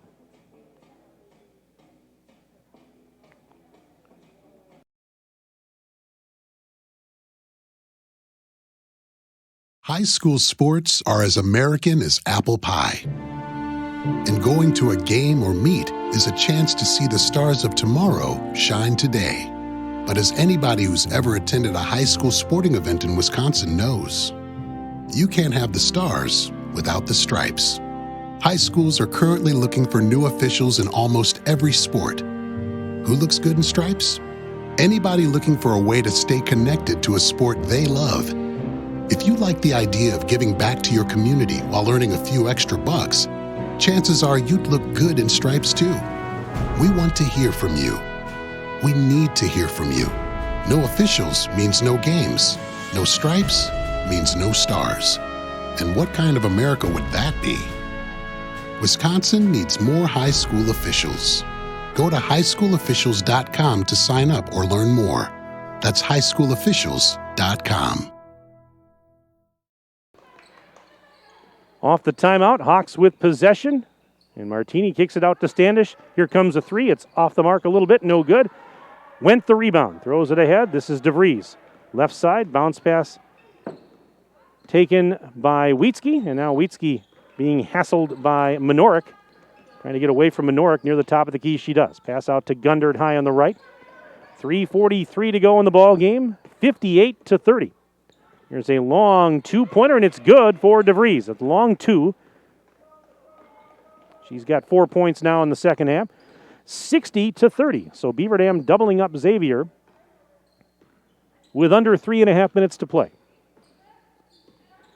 Stick around. We've got varsity action coming up next. That should be a treat. And here is Gundert. Into the lane. Ran into a double team and caused her to travel. 3:09 left. Got to be nice for Beaver Dam to be home because they've been on the road since that home. Well, we did the home opener here on November 28th. That was a Saturday, and they haven't been home since. Been a couple of weeks. And, of course, because of as we have a big scramble and Xavier comes out of there with it, this is Wanty for 3 in the left corner. No good off the rim. Rebound, Gundert has it. Now it's stripped, and Martini goes high off the glass after the strip. No good. And a rebound for Wendt, and then Wendt threw it away. Another shot is up. That's good for Dvorak. Just a wild sequence. My goodness. And it's 60-32.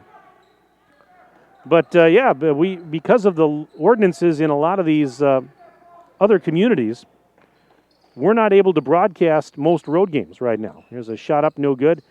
And rebound here for Wanty, and got a whistle here. What do we got? We have a substitution coming in here. We're not able to broadcast most road games, so we've been concentrating on just trying to bring you, home games. Obviously we're allowed in here, and we thank the Beaver Dam School District for that. So we haven't seen Beaver Dam since that home opener. That was their second game, and now they're coming into this one. This will be game number 7 tonight for the varsity.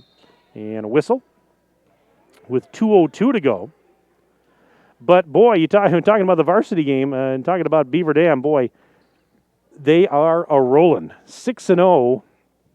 And to say that it's been clicking is an understatement, as the first free throw is no good. The foul, by the way, was on Gundert, her second, team 7th.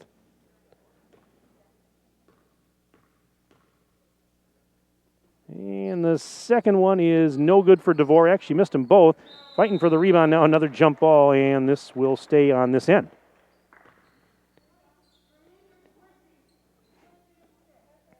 So this is going to be Dvorak to inbound. And finds Wanty. Up to the top of the bubble, Standish. Right side, going down low. Scoop shot is up and in for Standish. She's had a nice game offensively. 60-34. Beaver Dam still out in front big time as we start to close this one down. The ball knocked out of bounds. 1:40 left to go in the game. Ball got away, and so they had to go retrieve it back on the track. Ellen Pohl's nice enough to do that. But first, a timeout. Brought to you by Reed Chrysler, Dodge, Jeep, Ram. Let our family take care of your family.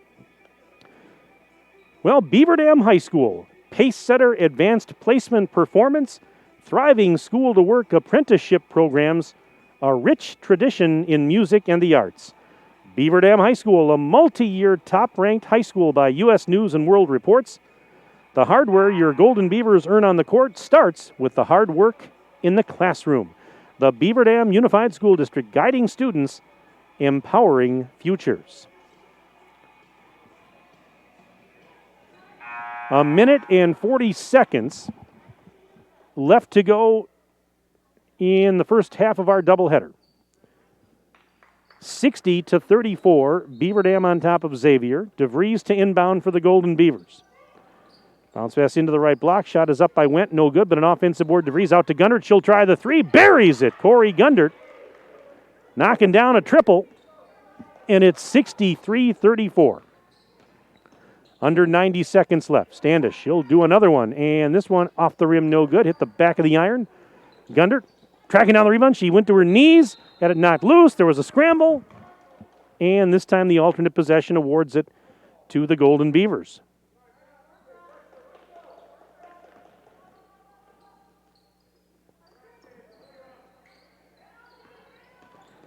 So Gundert throws it ahead. Well, nobody was looking for it, but it was saved at the last second by DiStefano. Ahead to Wendt. And the Wendt sisters. It was Emma to Cora. Cora scores. Emma with the assist. 65-34 Beaver Dam. 59 seconds left.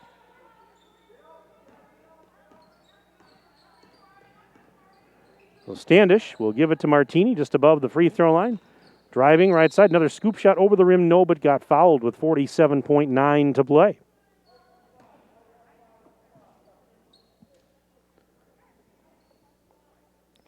So free throws coming up here for Martini.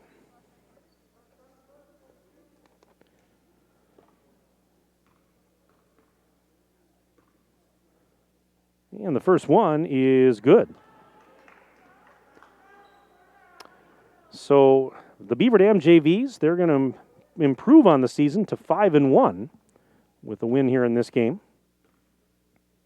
Second one's on the way. That is no good. And the Xavier JV team going to drop its first decision of the year. They were 6-0 coming in. They're still going to be 6-1. As another layup is good for Cora Wendt. 67-35. Half a minute to go. And a three from the left corner. No good for Potter. DeVries clearing the glass. Gives it to DiStefano. Throws it ahead. And there's Wendt. Pass intercepted, though, and then knocked out by Gundert. But Xavier keeps it, but just 14.8 seconds left to go in this one. So Standish will roll it in. And Wanty with a bounce pass to Dvorak. And now down to 10 seconds remaining. And here's a drive. Potter, a little hook shot, got it to go. And that should just about do it. 67-37. That is your final in the JV game. Beaver Dam a winner by 30 points. And the Beaver Dam JV team now 5-1 on the year. Xavier Hawks falling to 6-1. 67-37 your final. Let's do this. Let's take a 4-minute break.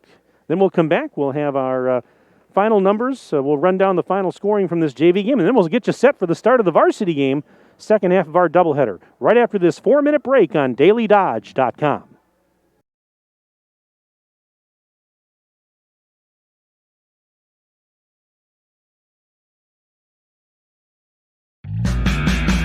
Beaver Dam-based WDS Construction offers commercial, general contractor, and pre-construction services in the cold storage, educational, food, industrial, hospitality, medical, and retail markets.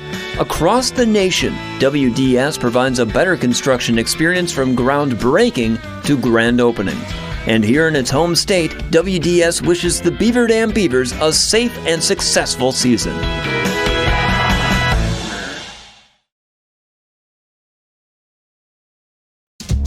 What a great Christmas! Less jets flying around, families staying warm at home, and festive cheer the world over. Who's left on the list? De Silva, Kahn, Muller, and Norberg.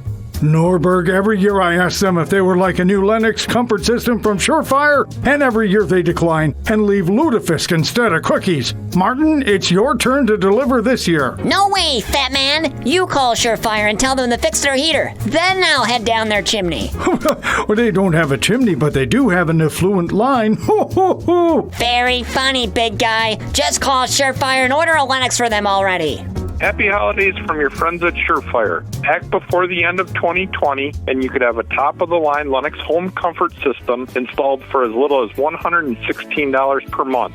Call Surefire today or visit us online at surefireinc.com. Be sure with Surefire. QBS Law in Beaver Dam and Mayville is a full-service local law firm. QBS's attorneys and skilled support staff are ready to serve all your legal needs with a personal touch. QBS handles personal injury claims, workers' compensation, Social Security, disability, bankruptcy, litigation cases, corporate and business issues, criminal, traffic and drunk driving cases, real estate transactions, probate, estate planning, and more. Call QBS Law in Beaver Dam and Mayville or visit them online at qbslaw.com. When was the last time someone went the extra mile for you? Hi, I'm Chad Guzzi, owner of Air Care Heating and Air Conditioning in Beaver Dam. We are committed to keeping you happy and comfortable. Whether you need a new furnace installed or your air conditioner repaired, we pay attention to detail and stand behind the work we do. Offering emergency service around the clock 7 days a week, we have been proudly serving the area since 1981. Let Air Care go the extra mile for you. 920-356-8860. See us today at aircareinc.com. Every Thursday from 5 to 8:30 at the Bayside Supper Club, you can have the famous chicken wing and rib combo for $12.99. 12-ounce prime rib for $14.99. All-you-can-eat deep-fried fan-tailed shrimp for $14.99 and 2-for-1 drinks at the bar from 5 to 7. Friday's the all-you-can-eat chicken and fish seafood buffet from 4:30 to 9. And Saturday's the prime rib shrimp seafood buffet from 5 until 8:30. Sunday brunch is back every Sunday from 10 to 1. Make your reservations today for the Bayside Supper Club at 887-0505. To those who love the grind, run with us on a John Deere Gator UV. Because your daily routine may change, but the land stays the same. There's still ground to cover and a herd to keep in line. Out here, the work never stops. So keep going on a Gator UV with the power to forge ahead. Nothing runs like a Deere. Search John Deere Gator for more. Visit your local John Deere dealer, Ballweg Implement in Waupun on Highway 68 West and Beaver Dam on North Spring Street. And always online at ballweg.biz. If a new smile is what you're looking for, we have the answer for you. Hi, this is Dr. Adam Forster at Columbus Family Dental, where we specialize in making people smile. We promise to take the time to get to know you so we can provide you with a custom plan to help you achieve the smile of your dreams. Our experienced team looks forward to hearing from you soon. Call us today at 623-5559. Come to Columbus Family Dental. The people here are nice, and I trust them.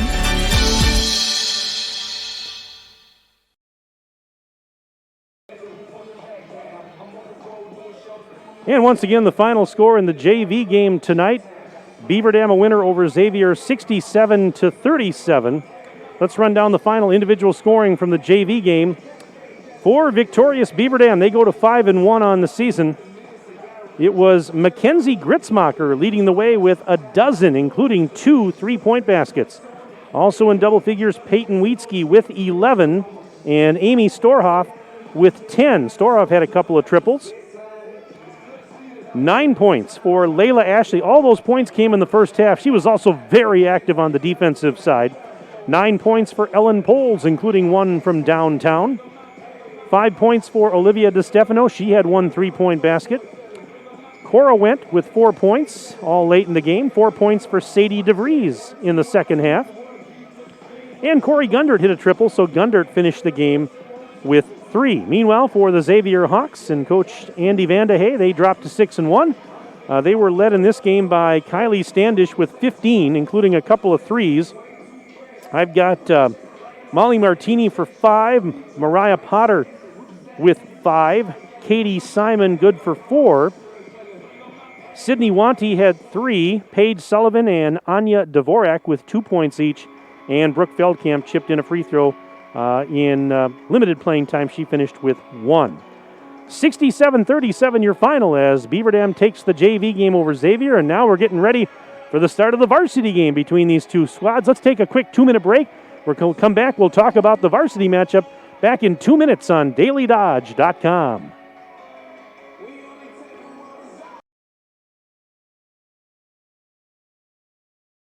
To those who love the grind, run with us on a John Deere Gator UV. Because your daily routine may change, but the land stays the same. There's still ground to cover and a herd to keep in line. Out here, the work never stops. So keep going on a Gator UV with the power to forge ahead. Nothing runs like a Deere. Search John Deere Gator for more. Visit your local John Deere dealer, Ballweg Implement in Waupun on Highway 68 West and Beaver Dam on North Spring Street. And always online at ballweg.biz. Beaver Dam Piggly Wiggly is proud to be a sponsor of Beaver Dam High School Sports. Be sure to stop in and pick up all of your baking and holiday needs. They have everything you need. A full-service deli, delicious bakery goods, fully stocked meat counter, fresh produce, and so much more. And don't forget, they offer grocery delivery when you use Instacart. Shop local and save. Let's go, Beaver Dam Beavers, from Beaver Dam Piggly Wiggly on the beautiful east side of Beaver Dam. With new bulk storage facilities in Watertown, Burnett, and Friesland, Coal Oil and Propane is now bringing the heat to your homes during the cold winter times with propane and fuel oil. Serving customers in Beaver Dam and all surrounding areas, Coal Oil and Propane is a family-owned company celebrating 100 years of reliable professional delivery, competitive pricing, and excellent customer service. Check them out at coaloilandpropane.com. Your family depends on you. That's why you work hard to make sure they have everything they need. With life insurance from American Family Life Insurance Company, you'll feel good knowing you've taken steps to protect what matters most. Now's the time to plan ahead. Let's talk about protecting your loved one's financial future and finding the peace of mind you and your loved ones deserve. Insure carefully. Dream fearlessly. For details, contact Kathleen Lappin, agent at Kathy Lappin Agency, LLC. Call 920-887-7286 or stop by 1748 North Spring Street in Beaver Dam today. Servicing your vehicle today can be very challenging. Whether you need brake repair, tire repair, or a tune-up, when you bring your vehicle to Lidke Motors, your vehicle is taken care of by factory-trained technicians dedicated to complete customer satisfaction. We strive to get your vehicle maintenance and repairs done right the first time. Visit us at lidkemotors.com to get information about our high-tech collision repair center, order parts, or get a quick quote. And at a certified dealer, you get reliable service by highly trained technicians you can trust. Lidke Motors is located at 701 Park Avenue, Beaver Dam. And once again, Beaver Dam girls basketball here on DailyDodge.com is brought to you by our presenting video sponsors, Columbus Family Dental, QBS Law, specializing in personal injury, transactional law, and will and probate, and the Beaver Dam Unified School District. Tonight's game is also brought to you by your local insurance agent, Kathy Lappin of American Family, Pine Hills Trucking, Beaver Dam Piggly Wiggly, McKinstry's Home Furnishings, Ballweg Implement, WDS Construction, Coal Oil and Propane, Reed Chrysler Dodge Jeep Ram, Air Care, Kevin Carnine, your American Family Insurance Agent, Surefire, Bayside Supper Club, Richards Insurance, and Lidke Motors. Mike Tronson back inside the BDHS Fieldhouse along with my videographer and engineer, Ninja, a.k.a. Justin Wilski, getting us set for the start of the varsity game. It's Beaver Dam and Xavier. I talked about it a little bit during the JV game, but boy, the Beaver Dam girls are rolling once again. Top-ranked team in Division II, according to wisports.net. They're 6-0. Of course, three-time defending state champs. And they have been on a tear here in the early going of the season. Beaver Dam right now, coming into this game, is averaging 89.3 points per ball game, and they're allowing only 29.8 per ball game. So that's a difference. Their average margin of victory has been 59.5 points. That's the average margin of victory. In their first 6 games combined, they've outscored their opponents by 357 points. That is incredible. Going to get a little bit tougher, though, as we move along, and here comes a very good Xavier Hawks team tonight. The Hawks come in at 5-1. They started the season 5-0. They dropped their first game of the year on Tuesday night, 73-64 to West De Pere, but this is a team that can put the ball in the bucket. The Hawks average 70 points a game, and they allow only about 56.6 per ball game. And the Hawks, they're a young team, but they're very talented. They've got some scorers on this team, and we'll talk about a few of them. Maggie McGinnis, a 5'7" sophomore, having a great start to the season, averaging almost 20 points per ball game, 19.8 for McGinnis. And the coach's daughter, head coach B.J. Buss, his daughter Sammy is a sophomore. Sammy averaging almost 12 points per ball game, 11.7. And Olivia Newman, she's just a freshman, a 6'1" freshman. Newman starting off the season averaging about 8.2 points per ball game. The Hawks come in out of the Bay Conference, not a team we normally get to see down here, but we're glad to have them in. Beaver Dam, of course, out of the Badger North, and but no conference season this year. Let's take a quick 1-minute break. We're back, and you'll hear some comments from Beaver Dam head coach Tim Chase right after this on DailyDodge.com.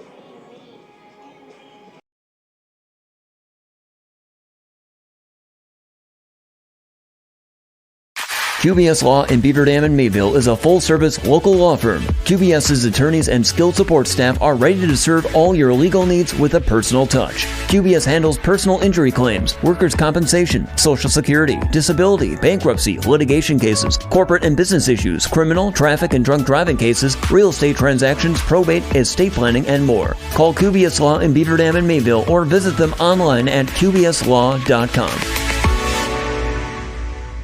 Look around. This book, this meal, this lamp, this world is made of dreams. So when people say American Family Insurance protects things, we shake our head no. Because we protect this, and everyone's dream is worth protecting. Insure carefully, dream fearlessly. American Family Insurance. Yes, I'm a dreamer. Contact the Kevin Carnine Agency, LLC at 920-887-9700 in Beaver Dam today. American Family Mutual Insurance Company, SI, and its operating company, 6000 American Parkway, Madison, Wisconsin.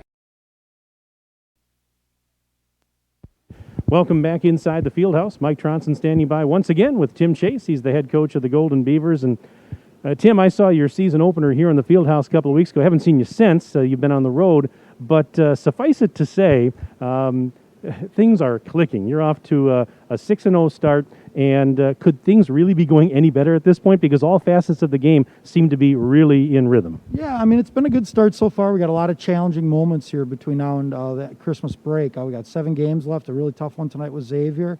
But yeah, I can't say enough about our kids, how they came into this year really, prepared. And most of it they had to do out on their own. But yeah, I feel good about a lot of things. Some things we need to improve on a little bit, but that's a good start where we're at right now. What would you say needs improvement at this point? Just a little bit, just our timing, our confidence a little bit, kind of figuring out maybe rotations a little bit. We've got 6 younger kids on our team and that are brand new to the program this year, the varsity program, and just getting them acclimated a little bit more. They all have a lot of strengths, just trying to figure out how to use their strengths and how they, work with the other kids as well. And then just for our older kids even, just, kind of getting back and, playing to the, the highest level that we possibly can. I was thinking, chemistry on your program has always been good. But just so far from what I've seen this year, it just seems to be up maybe even another notch. The girls really are, they know where everybody is. They're setting each other up. That chemistry really seems to be up a notch even more so. No, I mean, we've had some really great senior classes over the years, and this one's arguably the best ever. So that kind of starts with them. Obviously they feel, something didn't get finished last year a little bit, and, this is their senior year, and we're just trying to take every opportunity we can and make the most of it. A lot of schools around the state are not playing right now, so any night we get to take the floor, it's a special night. So we're certainly just excited to get that opportunity to be in the gym. I mean, and that's the thing, even coming to a practice is, something maybe you would have taken for granted, a year ago at this time. Well, now it's not. So anytime you get to, compete and be together, it's a special night. You're really starting to get into the meat, so to speak, of the schedule now. No disrespect to your first couple opponents, but now the opponents are getting a little bit tougher. And you mentioned to me that just this week alone is kind of unique because you're seeing opponents that all bring something different to the table. Yeah, I mean, Watertown, really, really tall, physical team, a lot of seniors with their tough 1-3-1. Oak Creek, runs a lot of great sets, good, really high-level Division I program with scholarship players in their program. And then we get tonight, Appleton Xavier, a really fast, up-tempo team. I'm thinking it's going to press us tonight, so it's going to be interesting to see what kind of game that's going to be. But somebody who's going to do something a little bit different. So, we have to be able to adjust to whatever game we are. Obviously we stick to some core things, but, we've got to be able to adjust to whatever type of game we have. And so that's going to be a good challenge for us tonight, I believe. You're in the middle right now of a stretch of 9 games in about 15 days, roughly. That just sounds brutal. How are your girls handling that? I mean, we know how good they are, how in shape they are, but at the same time, that's asking a lot of, I think, any team at any level to play that many games in a short period of time. I think people should maybe give NBA players a little bit more of a break sometimes, where they say, they don't always play hard and that kind of stuff, because it is a bit of a grind a little bit. We overscheduled maybe a little bit here, and that's on me a little bit, but at the same time, we weren't really quite sure what was all going to come through and what wasn't. And as far as finding open dates. The nice thing is when we do get through this stretch for Christmas, our second half of this season, then will not be, it'll feel like a little bit more of a normal kind of sense. It's kind of like you get backed up at the end of the year with snow days and things like that, and you end up playing a lot. You don't have as much left in the tournament. And I thought this year with our team, it'd be good to give some kids a different chance to stay. I feel like we're a fairly deep team, so we can withstand that. But yeah, this week's been a trying week so far. 2 tough road trips. At least we get to close Thursday at home this week. And some comments from the head coach of Beaver Dam, Tim Chase, just about ready for tip-off here. I want to give you the starting lineups for tonight's varsity girls basketball game between Xavier and Beaver Dam. We'll start with the starting lineups for the Xavier Hawks, and they are coached by B.J. Buss in his 4th year. At guard, Izzy Ballard, a 5'7" senior, along with Alexis Fields, a 5'7" sophomore. Sammy Buss, 5'6" and a sophomore, and Maggie McGinnis, a 5'7" sophomore, rounding out the starting 5 for the Hawks. At forward is Hallie Vandehay, a 5'11" freshman. So again, it's Izzy Ballard, Alexis Fields, Sammy Buss, Maggie McGinnis, and Hallie Vandehay getting the start for the Hawks. Meanwhile, the starters for Beaver Dam, coached by Tim Chase, and they will start a familiar lineup. The guards are Natalie Jens, 5'7" senior, along with Maddie Wilkie, a 5'10" senior. The forwards are Paige Yegodinsky, senior at 5'11", along with Gabby Wilkie, a 6'1" freshman. And rounding out the starting 5 for Beaver Dam is Paige Hodgson, a 6'3" senior. So again, it's Natalie Jens, Maddie Wilkie, Paige Yegodinsky, Gabby Wilkie, and Paige Hodgson getting the start for the Golden Beavers. Beaver Dam in the home white jerseys and shorts, the green and yellow numbers and trim, and Xavier in the navy blue jerseys and shorts with the grayish or silverish lettering and trim. And we'll be underway here momentarily. Again, during the COVID times, no jump ball to start the game.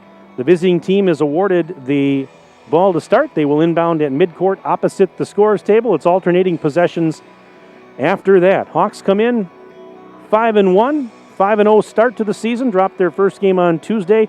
Beaver Dam on Tuesday had a game at Oak Creek, winning that one 61-30 to improve to 6-0 on this young season.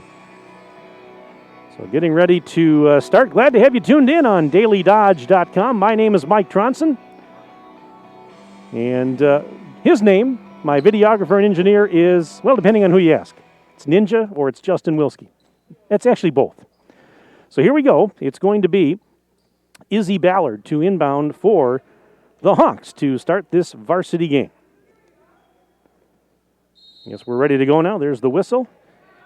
Ballard has it, still looking to get it in, and finally does. And this game is underway as Vandehay takes it and now leaves it back to Ballard. She's going to go right baseline, puts a shot up. It's off the rim, no good. Hodgson secures the rebound, throws it ahead to Wilkie. Quick outlet, Jens past the defense, all in for a layup. There goes Jens, and boy, that didn't take long. 2-0 in favor of Beaver Dam. We're barely 18 seconds in. Off the rebound, Hodgson to Wilkie to Jens. Just like that, tic-tac-toe, down the floor they go, and there's a steal. This is Maddie Wilkie, the University of Wisconsin recruit, and she lays it up and in with a left hand. She's got her first 2, 4-0 in favor of Beaver Dam, and we are 35 seconds into the game. Maddie Wilkie, of course, the home opener against Plymouth a couple of weeks ago. During that game, she became the Beaver Dam girls program's all-time leading scorer. And every point she scores now, she's just adding to that record of hers. And here is a drive, and Hodgson's going to get called for the foul as Vandehay took it strong to the basket. And she gets rewarded for being aggressive, and she'll head to the free throw line. Vandehay, through the first 6 games, averaging 5.7 a contest. And the first free throw is up, and it is good. Boy, it gets quiet in here right before a free throw, and I stop talking because my voice will just carry through the quiet gym. 4-1. Vandehay 75% from the line this season, and the second one no good. Rebound Hodgson. She's got another one, so it's a 4-1 Beaver Dam lead early. We're opening minute of play, first half. Here's the Minnesota State Moorhead recruit, Natalie Jens, just inside the circle. Pass to Wilkie, and Wilkie being hassled there, but saves it. Now floats one up. It's off the rim. No. Rebound out to the free throw line. It's going to be grabbed by McGinnis. Maggie McGinnis racing back the other way, and she is blocked by Wilkie. Maddie blocked her out of bounds as she hustled back to play defense. You know, Maddie Wilkie, just amazing. She's averaging almost 25 points a game. But she plays defense really, really well, too. I mean, that's the reason why she's going Division I. I mean, she's just a special player on both ends of the floor. Here's the stat, though, that really jumps out at me. She's averaging 10 assists per game this season. And this is a drive by Ballard. Kicks it out to the left elbow. Here's a shot on the way. It is off the rim, no good. Whistles. They go after the rebound. But yeah, Maddie Wilkie averaging 10 assists per game. So, she scores an awful lot. She's very capable of doing that. But, boy, though, she just sets up her teammates. She's an unselfish player. And this whole team really is unselfish. I mean, there's no question about it. I mean, you score, they got multiple players in double figures, and they're scoring, almost 90 points a game on average. Yeah, that's pretty good, folks. All right, 4-1, Beaver Dam with the lead. Hawks have the basketball. Little spin move, and a shot is up, no good for Vandehay. Trying to get her own rebound, and it was grabbed by Jens, and then Jens, as she grabbed it, stepped on the baseline, and so that's a break for Xavier. As they trail by 3 early, 16:24 to go in the opening half of play. Varsity action, part 2 of our doubleheader here on DailyDodge.com. Glad you're with us tonight. We wish you were here. And there's an over and back on Maggie McGinnis. Didn't realize that she was stepping over that line. We cannot wait until fans are allowed back in. And for you parents, I said it earlier tonight, I said, hang in there. We got you covered. At least for now. Hodson to Jens. Wide open for 3 on the wing. Bullseye. Natalie Jens. She's 35% from three-point land this season. Got her first triple there, and it's 7-1 in favor of Beaver Dam. Jens now with 5 points on the evening, just like that. About 2 minutes into the game. Beaver Dam in man-to-man D, and being hassled was Fields. Fields gives it now to McGinnis. McGinnis near the free throw line. Jagodinski guarding her closely. And McGinnis puts it up over Yago and scores. It wasn't bad defense, but she was able to put it up and in. 7-3 now. Beaver Dam up by 4. Pass underneath. Head and shoulder fake. Maddie Wilkie puts it up, scores. The head and the shoulder fake worked to perfection. 9-3. Golden Beavers lead the Hawks. 15:27 to go, first half of the varsity game. Ball fake, Vandehay. Worked on by Jens defensively. Underhands it out beyond the arc, and this is Sammy Buss. Buss, right side dish. Taken by McGinnis. McGinnis out near the center circle, being hassled there by Maddie Wilkie. And now here is Vandehay, worked on by Yago. And an underhanded shot is no good as she tried to spin past Page, and it goes out of bounds, and it's going to go back the other way. See, we've got a substitute here for the Hawks, as checking in is Carson Stempa, a 5'5" freshman. And now checking in for Beaver Dam is Annika Salatel. They call her Ani. And Ani checks in. She's a 5'11" freshman. I think we got all the subs here. Oh, we got another one here. We got Avery Stonewall, 5'9" senior that checked on. So Stonewall, Salatel check in. And it's 9-3 in favor of Beaver Dam, but right now the Hawks will inbound on the baseline to my right.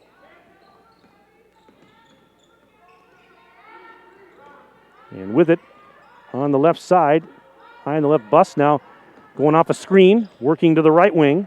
Buss pushes it back up top of the key now for Stempa. Stempa trying to spin past Gabby Wilkie. Shoots over Gabby and scores. How about that? Stempa, that's not easy against the 6'1" Wilkie. 9-5. So Beaver Dam with a 4 penalty. Now Maddie for 3. Bullseye. There it is. Maddie Wilkie, who shoots, she's shooting about 50% from behind the arc this season. 12-5. Beaver Dam's up by 7. Vandehay worked on by Stonewall. Moves it off. And now here is Stempa. Stempa blocked by Stonewall. Got the ball back, and then Wilkie blocking one emphatically out of bounds as McGinnis was trying to go up with it. Just active defense once again for the Golden Beavers. And now Gabby Wilkie heads to the bench. Paige Hodgson back on for head coach Tim Chase and company. We're almost 4 minutes into the game.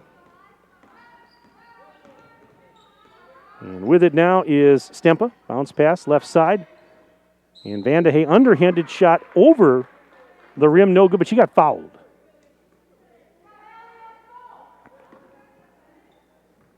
So this foul is going to go on Stonewall. That is her first. It is the team's third already. And this is Vandehey at the free throw line. And the first one is good. Allie Vandehey scored 9 points the other night in that loss to West De Pere. And we had a sub ready to come in. What do we... Before the second free throw here. All right. Going to make her wait. So Vandehey gets one more. She's taking her time with it. And that worked because she got it. 3 points for Vandehey. Sub coming in now. Olivia Newman, 6'1" freshman. It is now 12-7. Beaver Dam leads it by 5. 13:52 to go first half. Hodgson to Jens on the right side. Layup, high off the rim, no good. Offensive board, put back Stonewall, that won't go. And grabbing the defensive board was Sammy Buss. Everything but the finish for the Golden Beavers. They had a couple of looks at it. Couldn't get it to go. And now traveling violation called on, that was called on Delaney Feldkamp, 5'8" junior that had checked on a little while ago. And so Maddie Wilkie will throw it in from the baseline. Over to our right. Bounce pass in. Jens takes it. Jens crosses the midcourt stripe. Sends it left side. There's Hodgson out on the wing. Back up to Maddie Wilkie. High on the right now to Salatel. Back now to Jens. Jens, post feed. Stonewall in the block. Shoots, scores off the glass. High-low game. Stonewall with the finish, 14-7. Beaver Dam doubling up Xavier with a little more than 13 minutes to go in the first half. We've got a whistle and contact. Was he pointing at Stonewall? Let's see here. I thought he was. If that's the case, that would be her second, and I was correct. Doesn't happen very often, but I get one right every once in a while. A couple of subs coming in here. In for Beaver Dam, Kylie Whitnable, 6-foot freshman, has checked on.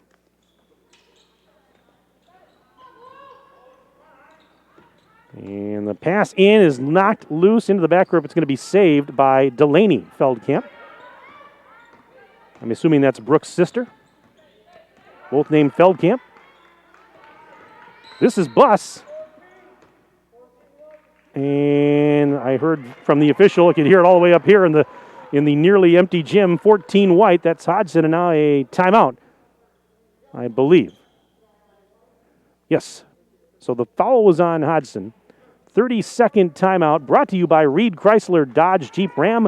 Let our family take care of your family. We'll keep it right here. Well, for your viewing pleasure and engagement, the Beaver Dam Unified School District's monthly Board of Education meetings are streamed live on the district's YouTube page. Visit bdusd.org for Board of Education information and details on upcoming meetings.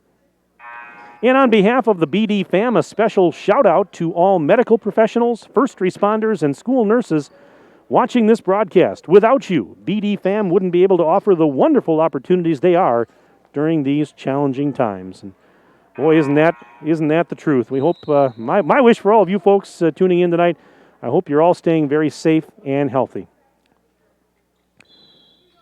12:59 to go, first half, 14-7. Beaver Dam with the lead. Xavier trying to inbound, and a lob pass in. This is going to go all the way into the backcourt, but will be tracked down right there by Newman. And she'll give it back to Delaney Feldkamp. Feldkamp into the front court. Beaver Dam still in sticky man-to-man D. Feldkamp Gives it now to Izzy Ballard. Ballard trying to go against Maddie Wilkie. That's easier said than done. Maddie's all over her, and she gets rid of it finally. And now a drive and a pass into the lane, and there is a shot up over the rim, too strong for Newman. Rebound for Maddie. Maddie Wilkie throws it ahead. Jens on the baseline underneath the basket. Right back to Wilkie. Cutting down the lane. Missed the shot. In and out. Offensive board. And a foul here. Everything but the finish. Kind of an unfriendly rim there, I guess we'll call it. And Maddie Wilkie with an all-expenses-paid trip to the free throw line. The foul was on Newman, her first and the team's first. And the first free throw is good for Wilkie. Wilkie, 75% from the line this season. She scored 26 the other night in the win at Oak Creek. And the second free throw is also good for Wilkie. 16-7. Beaver Dam lead is at 9. Here's Newman, and as she was driving, we had a whistle. And there was contact. We had Gabby Wilkie down there. Looks like Kylie Whitnable was down there, and just trying to see if they got Wilkie. They did. Gabby Wilkie picked up her first. Fouls a little bit lopsided here with 12:20 to go first half. 6 fouls on Beaver Dam thus far, just 1 on the Hawks from Xavier. The Hawks trail, though, 16-7. Inbounds pass is swatted out of bounds by Yagodinsky. They were trying to get it into Delaney Feldkamp, and good defense there by Page. They'll try it again. Lob pass in, intercepted by Wilkie. By the way, Bella A-Striker, a sophomore out there now for Beaver Dam, and there's Jens going in for a layup. Another one. I got her for 7 already. 18-7 is the score. And there's a steal. Wilkie with the strip and goes in. An and one for Maddie Wilkie. So it's an old-fashioned three-point opportunity for Maddie Wilkie. 20-7, Beaver Dam with 12:03 to go first half. Couple of subs in now for the Hawks.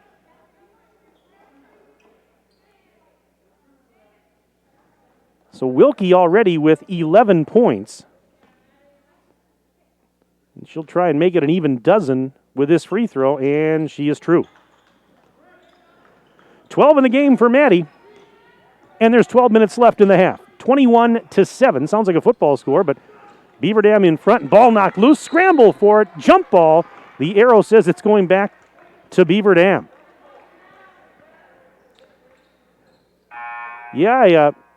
Beaver Dam just continues to impress. Let's see, we had another substitution here. Maddie Kinsey, 5'7" sophomore. Maddie's checking on now for the Golden Beavers. She was not available when we were here for the home opener, but nice to see her on the floor tonight. Here's a drive. Wilkie off the rim, no good, and the rebound swatted out. Now a 2-on-2 the other way. And here is a drive. Ballard might have been partially blocked there by A-Striker. And Beaver Dam has it now. Contact in the backcourt. And I think they're going to get Ballard here as Maddie Wilkie was heading the other way. Yes, they will. Ballard picks up the foul, her first. Team's third. 11:33 to go in the first half. And ball knocked out of bounds, but Beaver Dam will keep it. Maddie Kinsey was bringing it up the floor and knocked away.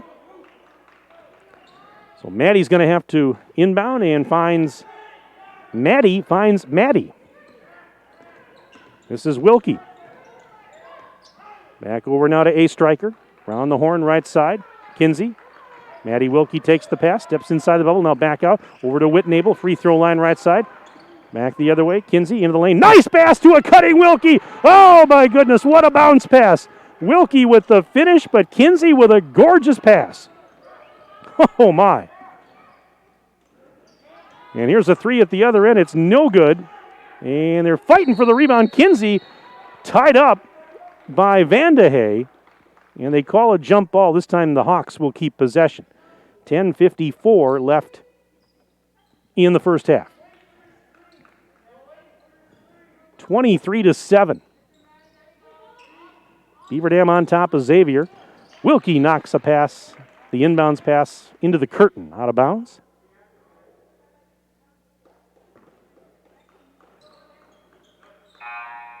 And so now another sub coming in here.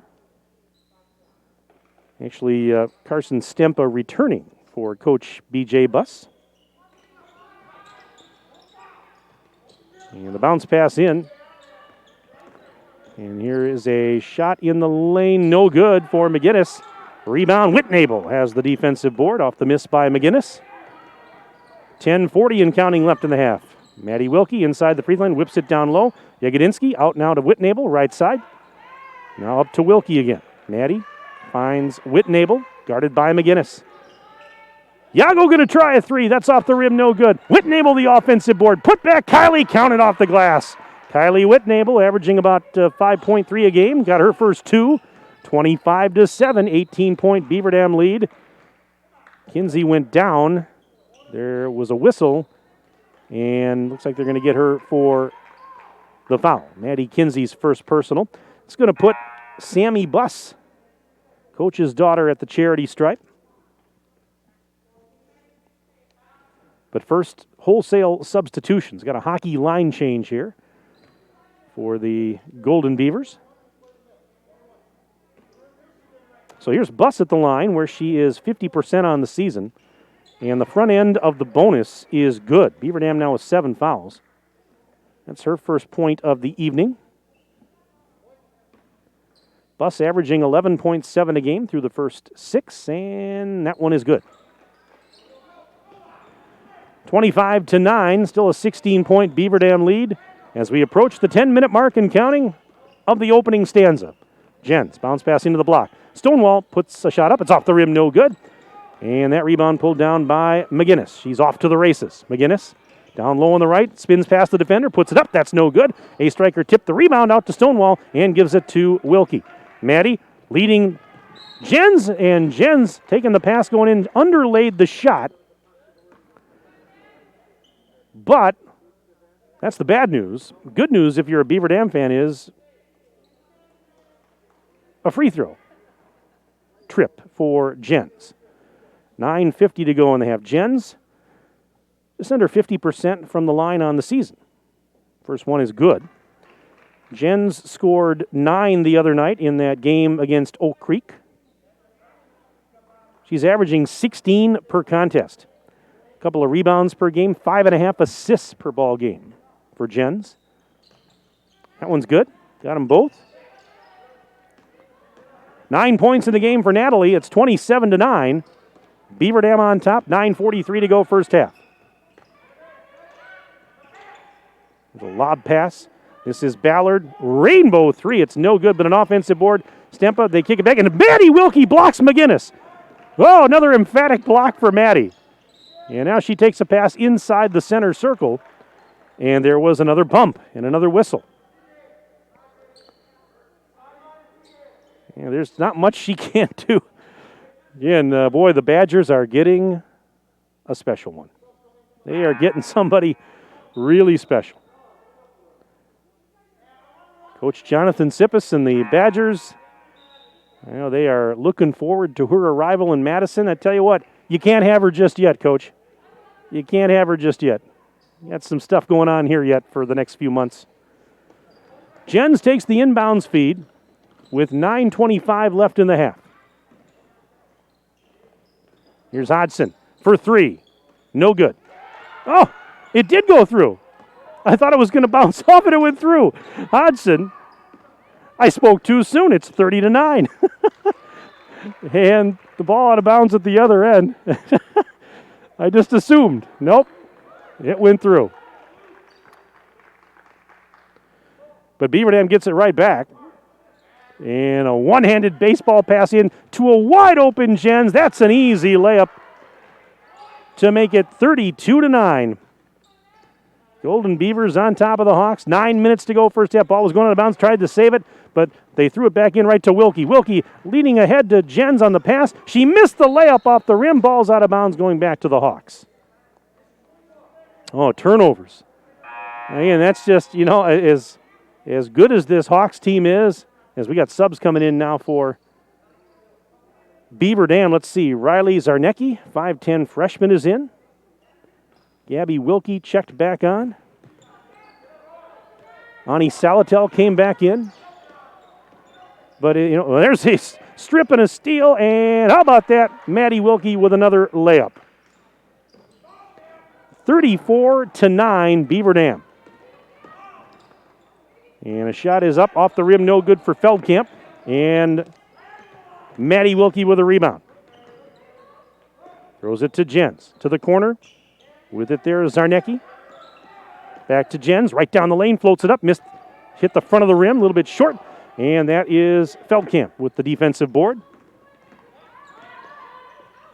Now in the right corner. Ballard tries the three. It's a little bit short. And that rebound for Gabby Wilkie. Now Jens. Bounce pass. And there's Zarnecki, a little head and shoulder fake. Wait a minute. Traveled before the shot. That stops the clock with 8 minutes to go in the first half. Earlier tonight in the JV game, Beaver Dam a winner. 67-37. There was no JV2 game tonight. 8 minutes to go, first half of the varsity.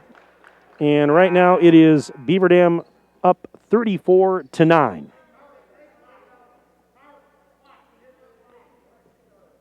Just trying to get everybody set here.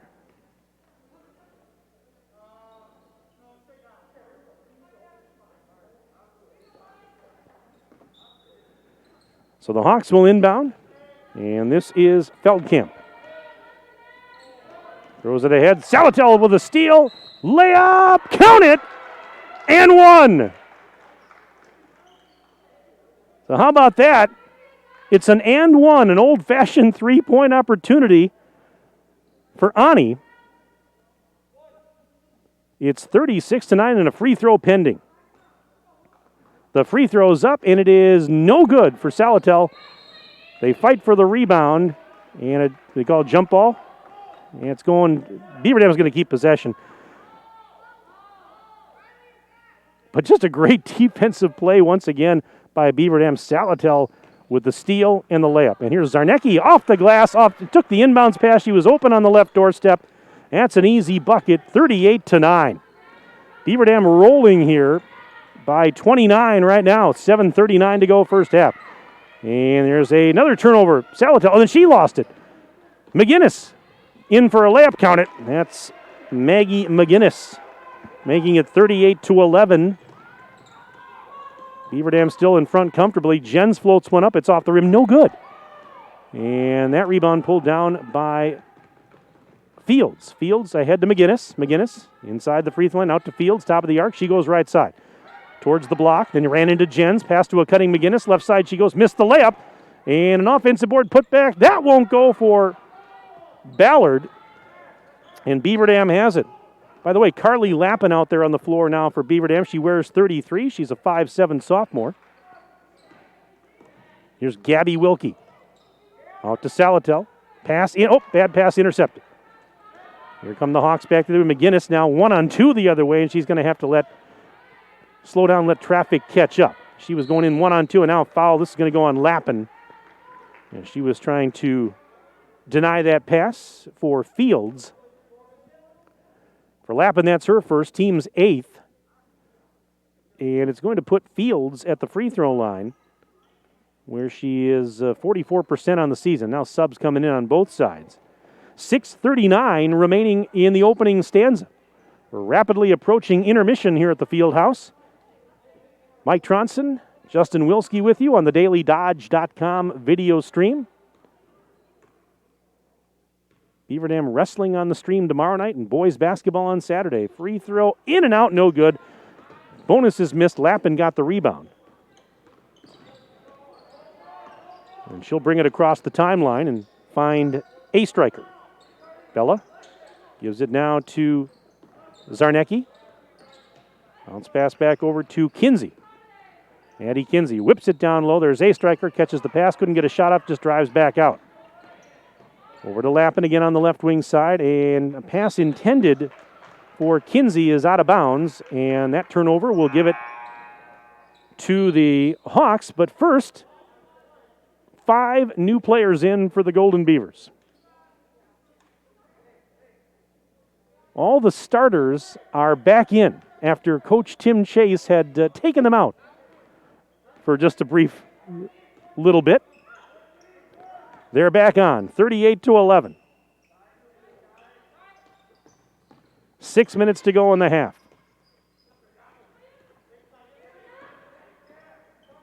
There's a pass loose, and Jens was going the other way, but wait a minute, whistle, and a foul here on who? We're going to find out. It's going to be called on Brooke Feldkamp, her first, team's 7th. So Natalie Jens will go to the free throw line to shoot the bonus. Front end of the bonus is nothing but net for Jens. She's up to 12 in the game. Second free throw is good. 40-11. BD leading Xavier. 5:45 left in the opening half. Bad pass is intercepted. That's Jens. Flying ahead. Right side layup. Off the rim. No. Maddie Wilkie, the rim. Finds Stonewall on the left doorstep. Another assist for Wilkie. Another bucket for Stonewall. 42-11. BD on top. This is Stempa. Bounce pass into the corner. Kicked out of there and back to Stempa. And she's being hassled through a double team. Left side. Fields, quick pass up top. Ballard, now back to Stempa. Stempa trying to feed Feldkamp, and it was off her fingertips, stolen by Jens. Jens, pass ahead. Wilkie. And that one, Jens was threading the needle on that pass, and Wilkie was trying to save it on the baseline. And there was a foul as Wilkie and company went down. The foul was called on Fields, her first. Team fouls are now even up at 8 apiece. And Maddie goes to the charity stripe.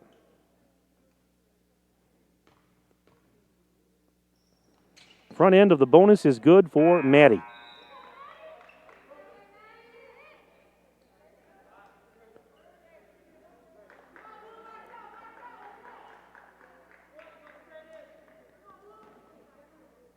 I've got her for 17 points right now, and she's got one free throw pending here.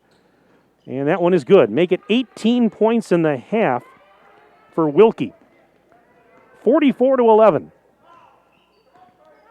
33-point Beaver Dam lead with 4:51 to go until halftime. Fields. Pass was tipped but saved. Bounce pass dug out now by Ballard on the right side, and she'll send it back to the center circle for Vandehay. Here's Hallie Vandehay. The bounce pass to the left side. Fields trying to go down low to Ballard, and a ball knocked loose. There was a scramble for it as the ball was heading out of bounds, and it did go out of bounds back to Beaver Dam.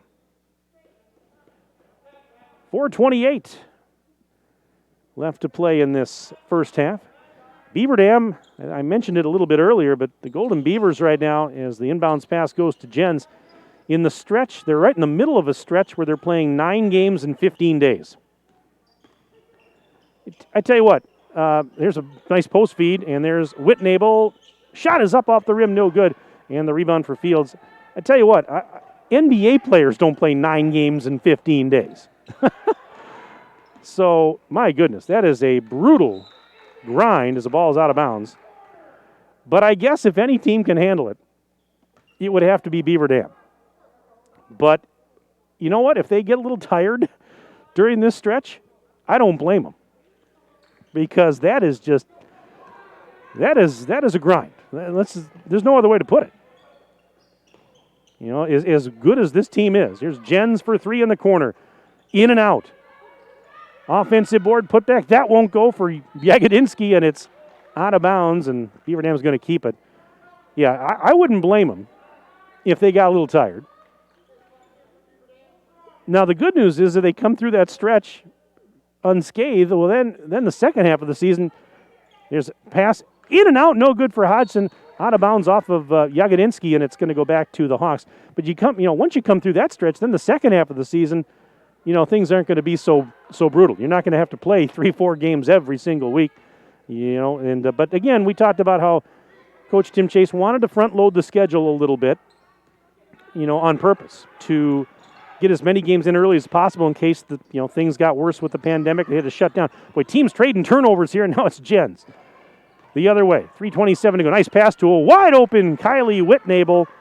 Jens with the helper, Whitnable with the bucket, 46-11.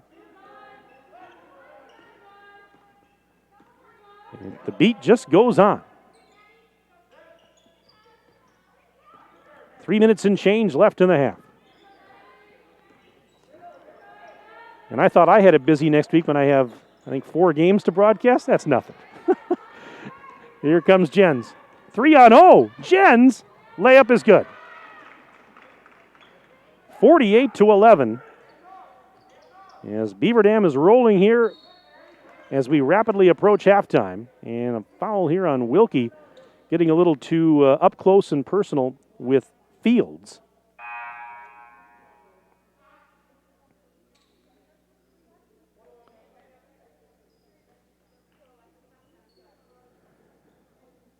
So Fields is going to go to the free throw line. That was the first personal on Maddie, by the way. And Maddie's going to come out. So getting some personnel set. And here's Fields. Front end of the bonus is swish. For Fields, that's her first point of the evening. 48-12. Now another sub here. Salatel back on. Whitnable will head to the bench. To the socially distanced bench. Second free throw is off the rim, no good. Rebound for Salatel. And her pass ahead was stolen. That's Vandehey. Up to the top of the key. McGinnis thought about a three, didn't take it. Now gives it to Buss. And back up for Vandehey. Yeah, as you see on your screen, all the players, all the coaches, officials, everybody in the building wearing a mask.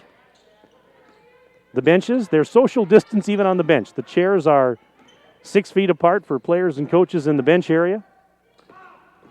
This is McGinnis driving. Missed the shot off the backboard.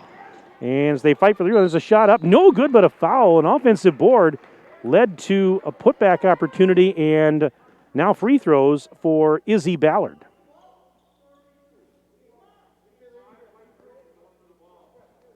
Each team, they changed this about a week or so ago, the WIA did, but each team now, as the first free throw is good for Ballard, teams now have an extra timeout.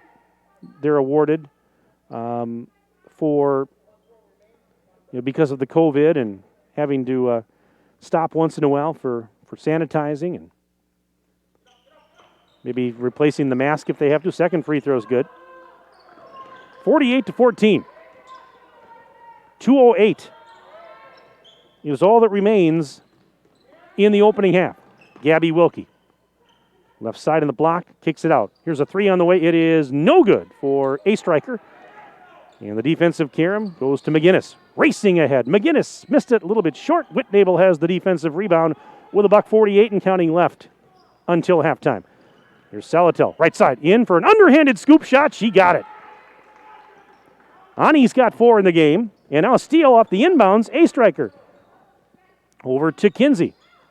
Back to A striker again. Inside the bubble she goes. Now back out to the top of the key. Left side dish. There's Whitnable. Post feed for Gabby. And as Gabby took the pass, they blew the whistle. Minute 26 remaining in the half. Of course, Beaver Dam, 3-time state champs. Xavier, they came oh so close in 2015. The Hawks were the state runner-up in 2015, not that long ago, as the first free throw is up and it's good for Gabby Wilkie. Gabby about 75% from the line this season, averages about 7.3 a game. Just a freshman, she's already got an offer from UW Milwaukee. Younger sister of Maddie, and she's pretty talented in her own right. And the second free throw is good for Gabby. 52-14. And turnover as Xavier couldn't get it in. And so Beaver Dam will get it right back. Leading big, 52-14 your score. We're now 86 seconds away from halftime. Yes, a little too tall, and it's going to go into the backcourt. McGinnis is going to intercept. And a pass to Ballard, fade away on the baseline. Missed it short. Rebound for Zarnecki. And a whistle and contact to boot after Riley got the rebound. So free throw coming up at the other end. It's going to be a 1-and-1 opportunity. Foul was on Vandehey, her second.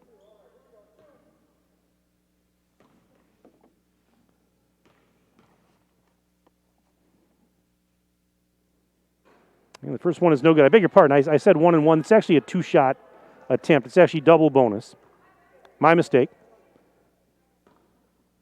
One more coming up. And that one in and out, no good. So couldn't get it. And Gabby Wilkie was trying to get the rebound, but it went out of bounds. And the Hawks will take over. $1:18 left in the half.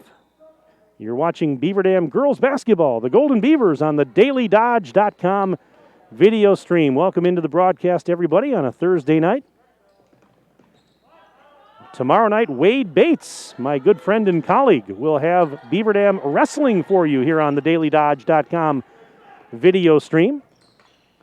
And Wade's going to have Beaver Dam boys basketball Saturday afternoon when Waterloo comes to town. JV and varsity games on the dailydodge.com video stream. Shot is up, no good. Offensive board, putback won't go for Newman, but she got fouled on the putback. Yeah, the Beaver Dam boys basketball games on Saturday, time change. They were supposed to be night games, but because of some potentially winter weather for the first time in a long time, they moved the games up. JV at 12:30, and the varsity starts at 2 o'clock on Saturday as the first free throw's up and good for Newman. Newman averaging 8 points a game this year, 63% from the charity stripe. But Wade Bates will have wrestling tomorrow. And Beaver Dam boys basketball Saturday. I'm going to give me a couple of days off. And second free throw is in and out, no good for Newman. Rebound, Gabby Wilkie. So if you've never heard Wade Bates call a game, shame on you. You really should, because he's really good. And he'll have you covered the next couple of days here on the video stream. 3-second violation called on Beaver Dam with 46.5 to play in the half.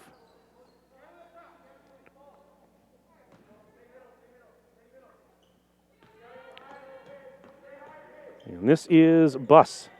Little lob pass to Ballard. Ballard into the block. There is Vandehey off the glass for two. 52-17 Beaver Dam. Half a minute to go until the break. Gabby Wilkie, one hands it to Jens. Deep three, yes! Natalie Jens knocks down a triple from the concession stand. And it's 55-17. Problem is the concession stand isn't open right now. And Buss for the long three, that's no good. Rebound, that is Jagodinski throwing it ahead. Jens is all alone. Back for another layup. My goodness, how many times have we seen that tonight? In transition, there's a half-court shot before the horn, no good. End of the first half, and Beaver Dam leads by 40. At the break, it is Beaver Dam 57 and Xavier 17. Stay with us. Our halftime report comes up. Let's take a 3-minute break. We're back in 3 minutes on dailydodge.com.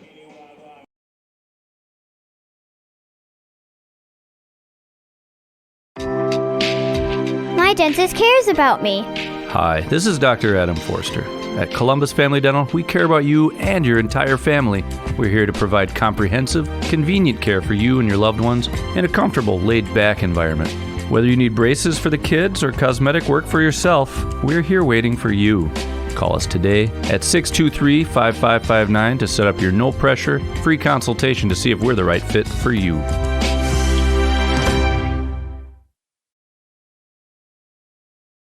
Your family depends on you. That's why you work hard to make sure they have everything they need. With life insurance from American Family Life Insurance Company, you'll feel good knowing you've taken steps to protect what matters most. Now's the time to plan ahead. Let's talk about protecting your loved one's financial future and finding the peace of mind you and your loved ones deserve. Insure carefully. Dream fearlessly. For details, contact Kathleen Lappin, agent at Kathy Lappin Agency, LLC. Call 920-887-7286 or stop by 1748 North Spring Street in Beaver Dam today. QBS Law in Beaver Dam and Mayville is a full-service local law firm. QBS's attorneys and skilled support staff are ready to serve all your legal needs with a personal touch. QBS handles personal injury claims, workers' compensation, Social Security, disability, bankruptcy, litigation cases, corporate and business issues, criminal, traffic and drunk driving cases, real estate transactions, probate, estate planning, and more. Call QBS Law in Beaver Dam and Mayville or visit them online at qbslaw.com.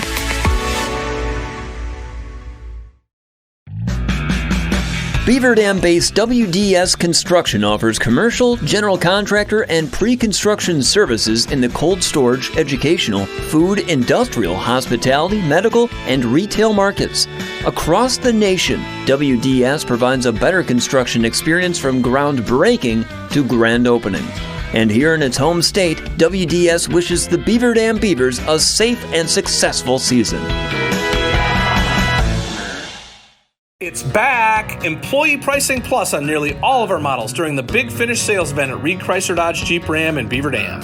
Hello, this is Brent Reed, and these deals would even put Scrooge in a festive mood. Brand new Jeep Renegade starting at $20,675. Four-wheel drive Compasses, $24,389. Four-wheel drive Cherokees, $24,861, and Dodge Journeys at $22,840. Happy and safe holidays to your family from our family at Reed Chrysler Dodge Jeep Ram in Beaver Dam and reedchrysler.com. Look around. This book, this meal, this lamp, this world is made of dreams. So when people say American Family Insurance protects things, we shake our head no. Because we protect this, and everyone's dream is worth protecting. Insure carefully, dream fearlessly. American Family Insurance. Yes, I'm a dreamer. Contact the Kevin Carnine Agency, LLC at 920-887-9700 in Beaver Dam today. American Family Mutual Insurance Company, SI, and its operating company, 6000 American Parkway, Madison, Wisconsin.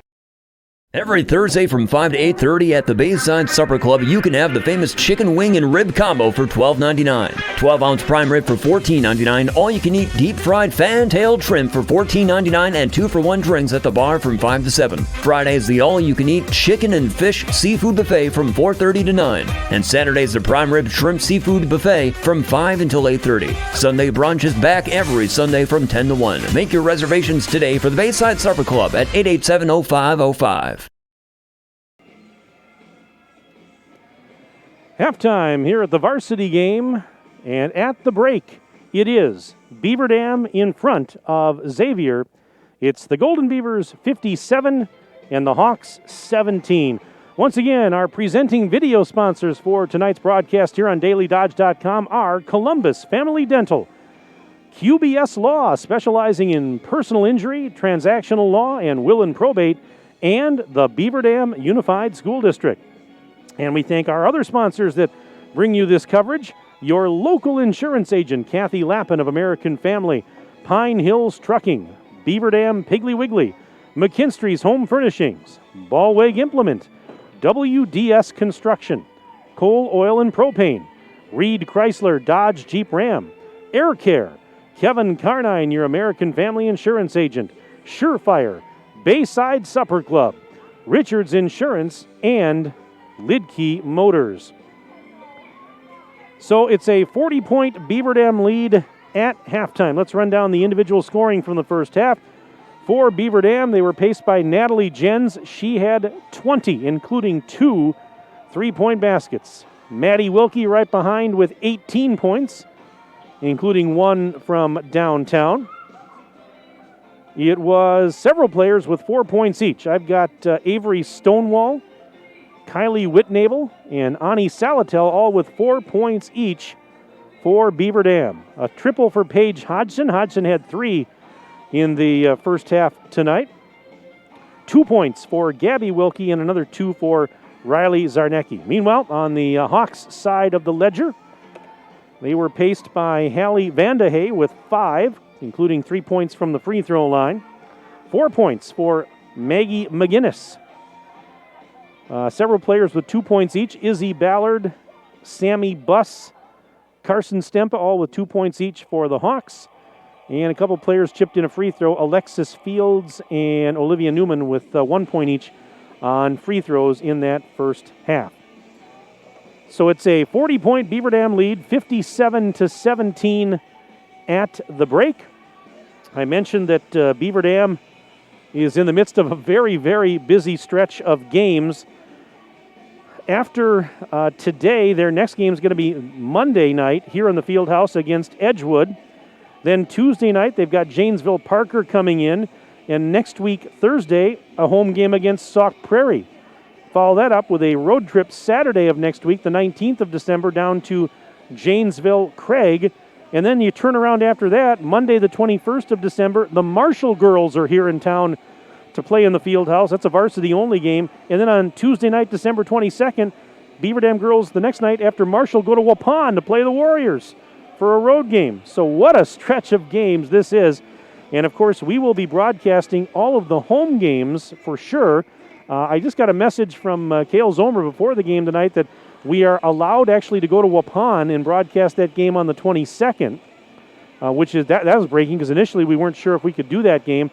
And I have to double check on the Janesville Craig game on Saturday the 19th. I think we are able to broadcast that one on Daily Dodge, but we'll have to just double check that. So I don't want to say anything official just yet, but there is a chance we may be able to get that one covered for you as well.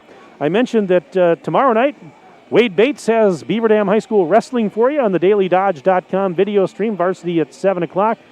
And then the Beaver Dam boys basketball team with a JV varsity doubleheader on Saturday afternoon, 12:30 for the JV, 2 o'clock for the varsity.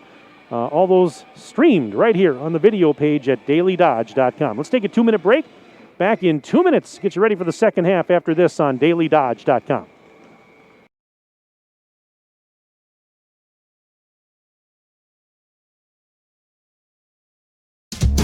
What a great Christmas! Less jets flying around, families staying warm at home, and festive cheer the world over. Who's left on the list?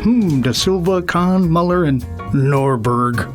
Norberg, every year I ask them if they were like a new Lennox comfort system from Surefire, and every year they decline and leave lutefisk instead of cookies. Martin, it's your turn to deliver this year. No way, fat man. You call Surefire and tell them to fix their heater. Then I'll head down their chimney.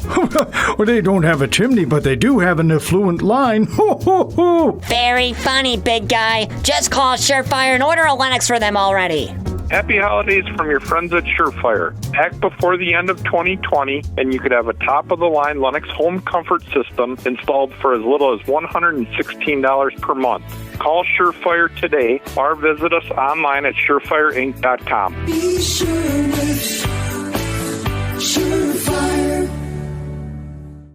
To those who love the grind, run with us on a John Deere Gator UV. Because your daily routine may change, but the land stays the same. There's still ground to cover and a herd to keep in line. Out here, the work never stops. So keep going on a Gator UV with the power to forge ahead. Nothing runs like a Deere. Search John Deere Gator for more. Visit your local John Deere dealer, Ballweg Implement in Waupun on Highway 68 West and Beaver Dam on North Spring Street, and always online at ballweg.biz. Beaver Dam Piggly Wiggly is proud to be a sponsor of Beaver Dam High School Sports. Be sure to stop in and pick up all of your baking and holiday needs. They have everything you need. A full-service deli, delicious bakery goods, fully stocked meat counter, fresh produce, and so much more. And don't forget, they offer grocery delivery when you use Instacart. Shop local and save. Let's go, Beaver Dam Beavers, from Beaver Dam Piggly Wiggly on the beautiful east side of Beaver Dam. Second half about to get underway here in the field house. Beaver Dam leading by 40. 57-17 over the Xavier Hawks from Appleton. Another 18 minutes to go. Beaver Dam trying to stay perfect on the year, and they're in good shape to do that right now. Xavier came into this one at 5-1. Won 5 in a row to start the season. Had a tough one the other night against West De Pere. Beaver Dam, meanwhile, 6-0 to start the season, and they have been rolling. Mentioned it at the very outset of the varsity game tonight. Beaver Dam coming into this game, averaging 89 points a game this season, allowing only 29.8. And they've outscored their first 6 opponents by a combined 357 points. That's just amazing. And a 5 count to start the half. Beaver Dam's defense doing it again, forcing the turnover as the Hawks were unable to get it in to start the half. So Maddie Wilkie will throw it into Natalie Jens, and now we're underway here in the second half of play. As you see, Beaver Dam going left to right across your screen in the second half tonight. Xavier right to left. Hodgson for a 3, off the rim, no good. And Yagodinsky got the rebound, put back is no good. Wilkie then, Gabby Wilkie grabbed the rebound. She got tied up, and the arrow says it belongs to the Golden Beavers. So Paige Yagodinsky is going to throw it in. Finds a cutting Hodgson, layup good. Hodgson came in and got that one from Paige, and it's 59-17. And here's a feed to Vandehey, trying to work against Gabby Wilkie. A pair of 23s going at it there. And a whistle, and Gabby's going to get called for contact. Watching that battle a little bit there going on. So for Gabby, that is her second personal, first team foul of the half. And the lob pass in, and will be tracked down by Ballard. She retreats across the line. And she was falling out of bounds and was able to save it to Sammy Buss. Buss now, high on the right, going to take off. And ball knocked loose. Jen's back there, but a whistle, and I think we're going to get a foul here on Buss. Kind of a frustration foul after turning it over, getting stripped, and that'll be her first of the evening. Evens up the team fouls at 1 apiece. Jens takes the inbounds feed, kicks it out. There's Hodgson open on the wing for 3. It is off the rim, no good. And Maddie Wilkie tracks down the rebound. Back to Hodgson, round the horn. And now Yagodinsky gives it right back to Jens, who floats one in as she went down the lane. 61-17. We're not even a minute and a half into the second stanza. And Beaver Dam in complete control. There is a block by Gabby Wilkie on Vandehey. And now a whistle. Let's see what we got here.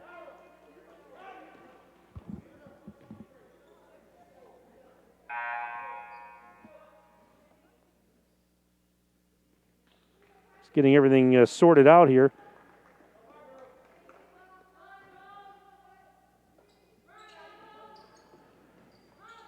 And the Hawks just trying to get it in, and bounce pass in. They do get it to Fields. Fields then, well, they winds up with Vandehey, and she's picked up by Yagodinsky.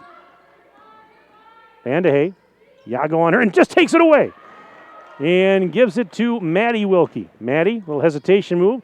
Now stops, flips it to a cutting Paige Hodgson, and Hodgson scores another assist for Wilkie, and for Hodgson, she now has 7 points. Hodgson, of course, committed recently to Northern Kentucky, and there's a traveling violation. Vandehey fell down. Beaver Dam's going to get it back, but that was pretty. A pretty flip by Wilkie, and Hodgson knew what to do with it. Just got a text message from our good pal Cale Zomer, and he said he's still on his kick there, Ninja. He said hashtag Tronson halftime trombone show. And thanks for the shout out, Cale. There is Yagodinsky, and gets it to Gabby Wilkie, who missed the shot off the back iron. Rebound for Newman, and a whistle and a foul. I should probably explain what that all means, as we got the foul being called. Cale Zomer, our colleague at the radio station, has been on a kick now since football season. He wants me to bring my trombone to it was a football game, but now we're in basketball season. He wants me to bring my trombone to a game when the pep band is allowed back in and sit in with the band. because I play the trombone. I have been for, 35 years now. Long time. I play in the community band and other groups around here, so that's why he keeps doing that. And now a ball knocked loose and out of bounds. It's going back to Beaver Dam. Yeah, I know there's a basketball game going on. I'm a little off task here. But, he's been on that kick now for quite a while. And every time he sends me a message or talks to me, it's hashtag Tronson Halftime Trombone Show. I'd like to do that, actually. I mean, all kidding aside, I was going to try and do that last year at a game here at Beaver Dam, but it fell through. But if they wouldn't mind me sitting in for a number or two, I could bring the horn along. And, I'd love to do that, Somebody would have to take over on the air for a while, and the ratings would probably go up. So I think it's a win-win for everybody, really. I mean, it's... Anyways, here's Stonewall. Little lob pass. Wilkie and Gabby taking the lob pass in the post, and Gabby Wilkie scores. 65-17, Beaver Dam leads. And there's McGinnis falling down, got rid of it to Stempa. Back up top now. And a drive by McGinnis, and she shoots over Maddie Wilkie and scores. She's got 6 in the game, 65-19, but fast break. Salatil missed the layup. Rebound is grabbed by Vandehey. Everything but the finish there. I barely looked up from my stat sheet, and they were down the floor. Now Steele and Jens racing 2-on-2 the other way. Jens spins, now gives it to Maddie. Maddie floats it up in a pretty one for Maddie Wilkie. She's up to 20 points, 67-19. 3 on the way, and that one is no good for Ballard. Long, Karam. And that's going to be tracked down by McGinnis.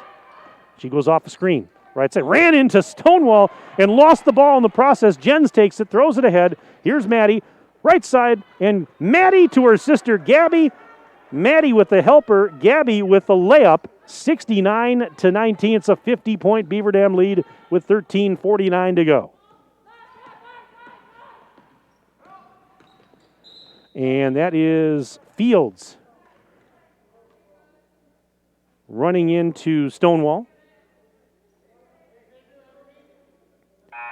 And stoppage with 13:44 to go in the half. Now subs coming in on both sides. That foul, by the way, the 4th on Avery Stonewall. 4th team foul of the half. As we're just getting personnel set here.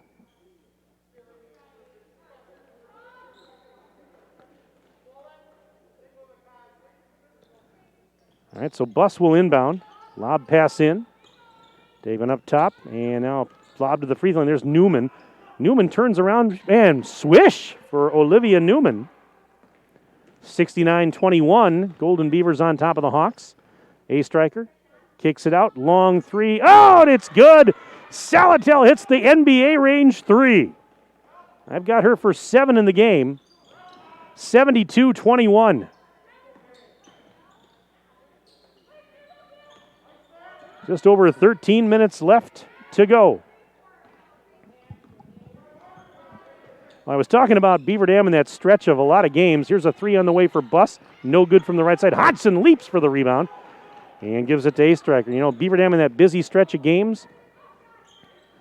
Deep 3 for Jens, and she just misfired on that one. But A-striker, the offensive rebound. If anybody, we thought, well, maybe they could get tired, playing all these games in a short period of time. And another jumper is good, and that was Jens over there. Well, they don't look tired tonight, do they? They're just rolling again. Here's a 3 at the top of the bubble. Rainbow 3 is no good. Hodgson rebounds the miss from Stempa. And we're going the other way.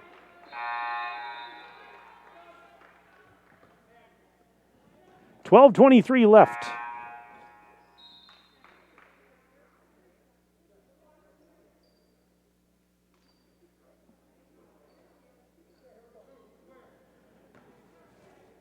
So the Hawks will inbound and take it up the floor.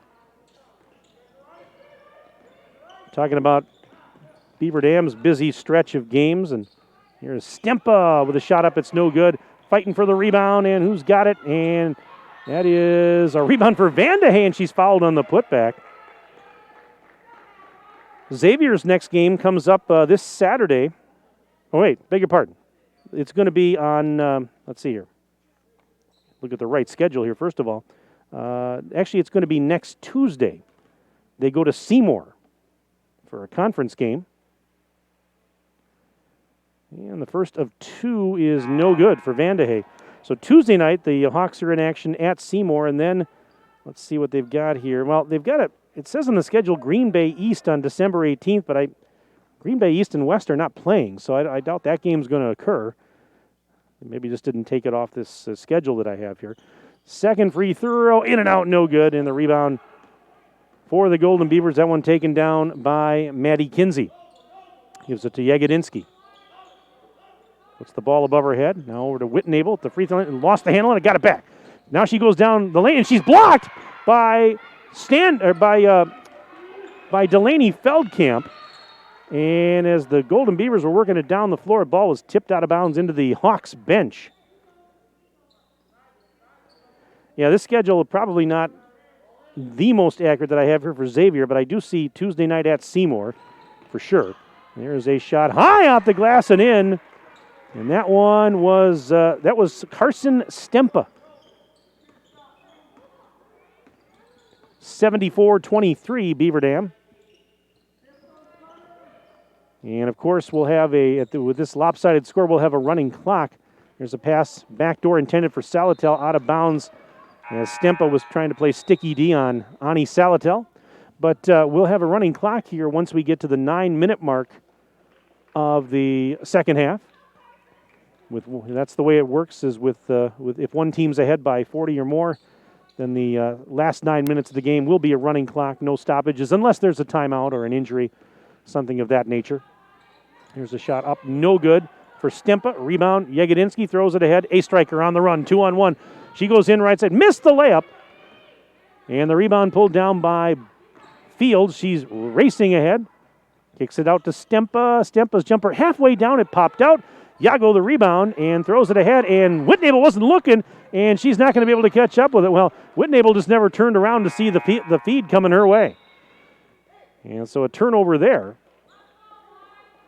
We'll give it back to the Hawks with 10:56 left to play. I want to thank all of you for tuning in tonight. We know you wish you could be here. We wish you could be here.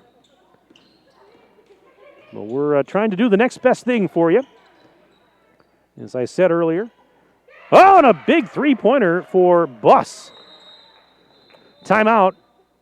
Beaver Dam full timeout brought to you by Reed Chrysler Dodge Jeep Ram. Let our family take care of your family. Tim Chase not real happy. Let's take a 1-minute break. We're back after this on dailydodge.com.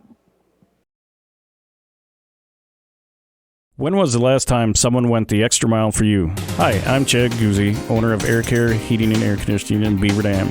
We are committed to keeping you happy and comfortable. Whether you need a new furnace installed or your air conditioner repaired, we pay attention to detail and stand behind the work we do. Offering emergency service around the clock 7 days a week, we have been proudly serving the area since 1981. Let Air Care go the extra mile for you. 920-356-8860. See us today at aircareinc.com.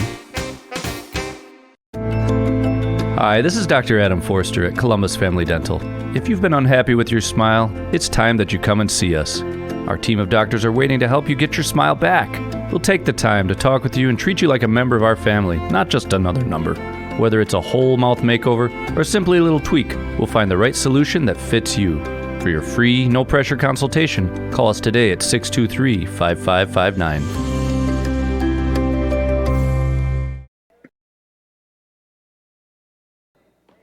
All right, off the timeout, Golden Beavers have it. 74-26 lead for Beaver Dam over Xavier. And Jens just underlaid a shot. Beaver Dam had just called timeout. Tim Chase not overly happy with some of the things he was seeing, so wanted to talk about it. And now the Hawks are going to get it back. But again, 10.5 to play, and again, another 90 seconds. And then we will have a running clock.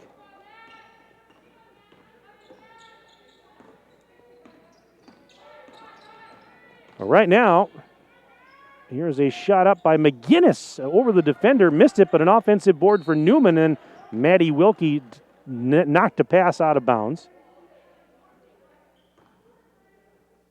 But the Hawks will have to inbound right in front of their own bench. And the inbounds feed goes to Ballard. Ballard off a screen, right side, through traffic, kicks it out. There's Buss with it. Buss, left side now, giving it to Fields. Fields into the post. And there's Van de Hey. Shot is up, count it, and one. Hallie Van de Hey with a chance for an old-fashioned three-point play. With exactly 10 minutes remaining in the contest. And that's the fifth. Is that the fifth on Stonewall? It's here. Free throws up, and it's good. And yeah, so Avery Stonewall's done. She fouls out and finishes the evening with 4 points.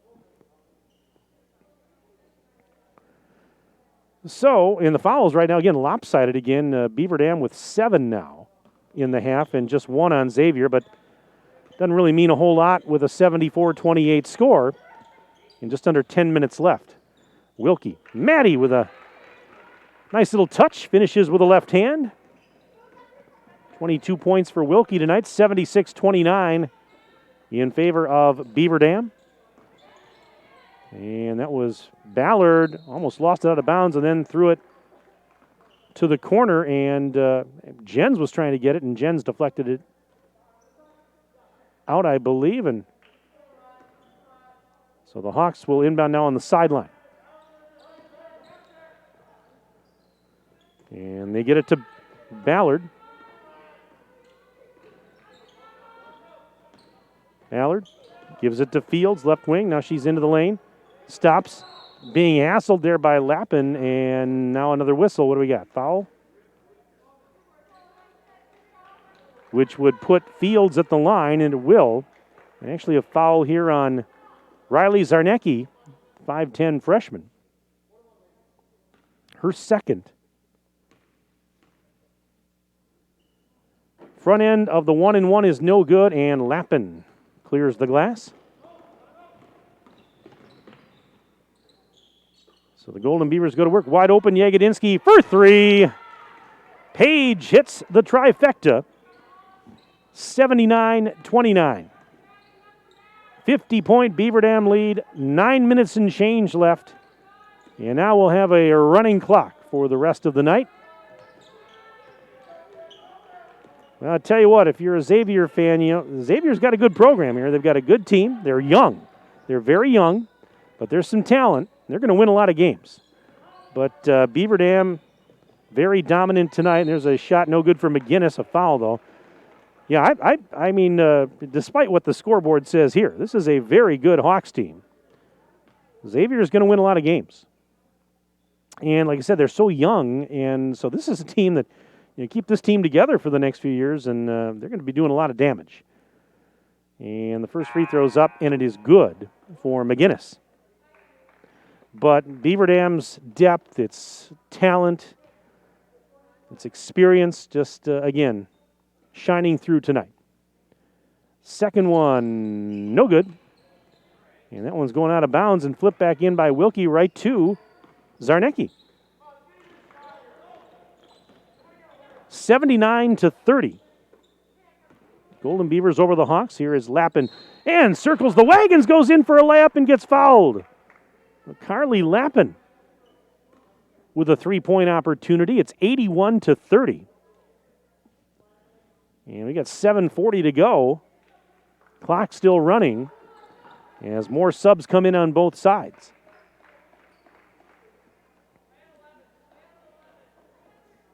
Yeah, as I said earlier, it's nice to see the Hawks come into town tonight. It's a game that normally Beaver Dam would not get to schedule. And there's a shot is up and good. The free throw, I should say, for Lappin to complete that three-point play. But this year, because Beaver Dam doesn't have a conference schedule, an official conference schedule, they've got more openings. And, of course, with the COVID, again, needed a game. And there's a block by Hodgson. And the Golden Beavers have it. So, that, as I said earlier, that might be one advantage or one positive from the pandemic is that, you get a chance this year to play some teams that normally you wouldn't see.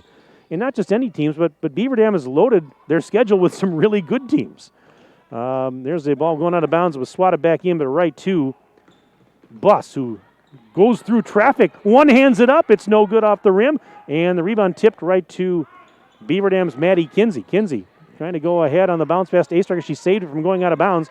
Up to Hodgson. Wide open Gabby Wilkie right side for a triple. Off the rim, no. And A-Striker with another offensive board. And she fell down, got tripped, and a whistle. Clock still running, though, 6:15 to go. And it's 82-30, Golden Beavers. Yeah, Beaver Dam's schedule full of good teams. I mentioned, they've got Marshall and Waupun on the schedule here in a couple of weeks. Inbounds pass, Gabby Wilkie. Reverse layup, over the rim, no. Rebound for the Hawks. Later in the season, Beaver Dam's there's a layup, no good at the other end. Later in the season, Beaver Dam's going to see New Berlin Eisenhower. Appleton East is coming here in January. That's going to be a monster matchup. Gabby Wilkie says, I can do that. She scores. She's got 8 points in the game. 84-30. Wausau West is a game that's on the schedule, unless something changes, of course, as the shot is off the rim, no good. So just to give you a few examples of the opponents that Beaver Dam that normally wouldn't get a chance to schedule during a regular season where you're obviously playing mostly conference games and you don't have as many opportunities to schedule the non-conference foes.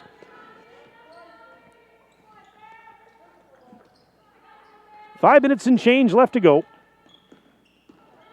And this is a shot up and a foul. Delaney Feldkamp got bumped, and she will head to the charity stripe. And we got 3 subs coming in now for the Hawks.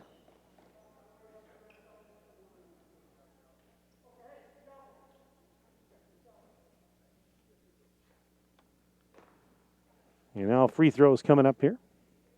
It's 2 the rest of the way for the Hawks, and the first one is no good for Feldkamp.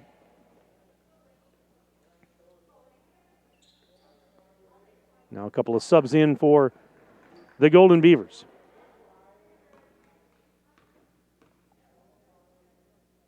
And the next one is on the way. It is good. That one gets the friendly bounce. 84-31. And Zarnecki to the top of the bubble. Try to go back to the corner for Whitnable. The problem is Whitnable broke in. The pass was to the outside, and it sails out of bounds. And so the Hawks will get it off the turnover, and they'll sub in a couple of fresh bodies, first of all. So we're down to 3:38 and counting left in the ballgame. Beaver Dam jumped out in front early. They're one of their patented fast starts, as per usual. And they have just never really let their foot off the gas, so to speak. There's a foul here.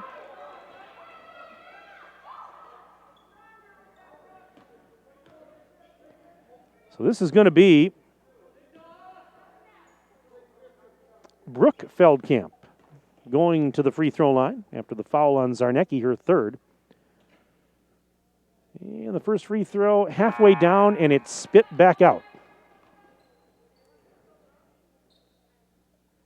Looked like one of my free throws from back in the day. Every time I'd shoot one, it'd be halfway down and spit back out. I said, get out of here. And the second free throw, no good. And we're going the other way. And I used to joke that my number when I played basketball when I was a kid was number 22. That's the number I wore. That was also the number of points I scored in my career. No, I'm just kidding. But I was not a very good basketball player. I was a pretty good rebounder, pretty good defender. I was decent. There's a shot or a pass underneath and saved from going out of bounds by Kinsey. Now they work it into the block. Whitnable out to Yagodinsky. Buries a triple. Page got another one, and it's 87-31. I was decent defensively, and I could rebound well. That was my strength. Scoring, that was not a strength. And there is a shot, no good. Rebound for Whitnable. So I knew I wasn't going to wind up as the ball's knocked out of bounds. I knew I wouldn't end up in the NBA someday. I knew I wasn't even going to end up on the high school team, so Like, how am I going to stick around the game of basketball? Well, broadcasting kind of fit the bill for that. Minute 40 and counting left in this one. But, yeah, I'm still Facebook friends with a couple of my teammates from our basketball team in the 7th, 8th, 9th, 10th grade. My friend Ryan Reynolds, he was a teammate of mine. His father, Don, was our head coach. Don was a great guy. And to tell you how warped his thinking, though, was he used to start me in most games. I used to start. So that tells you right there. No, I'm just kidding. Don was just a great guy. I loved playing for that guy. He's retired now in Florida somewhere. Enjoying the good life. Here's Kinsey at the line. Makes the first free throw.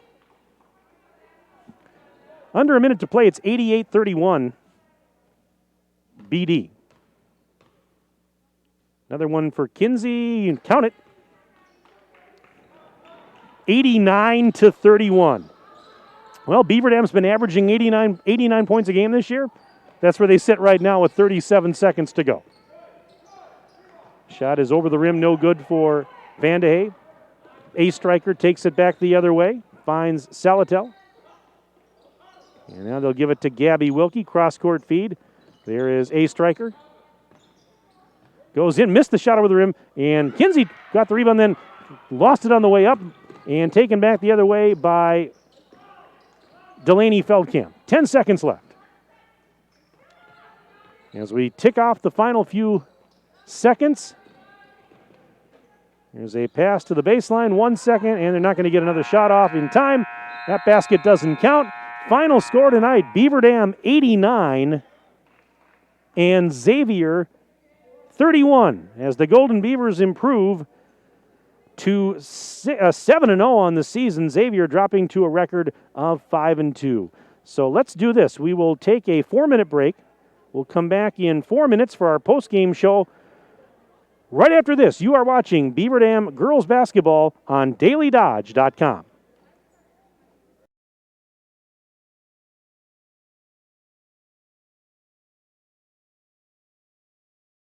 High school sports are as American as apple pie. And going to a game or meet is a chance to see the stars of tomorrow shine today.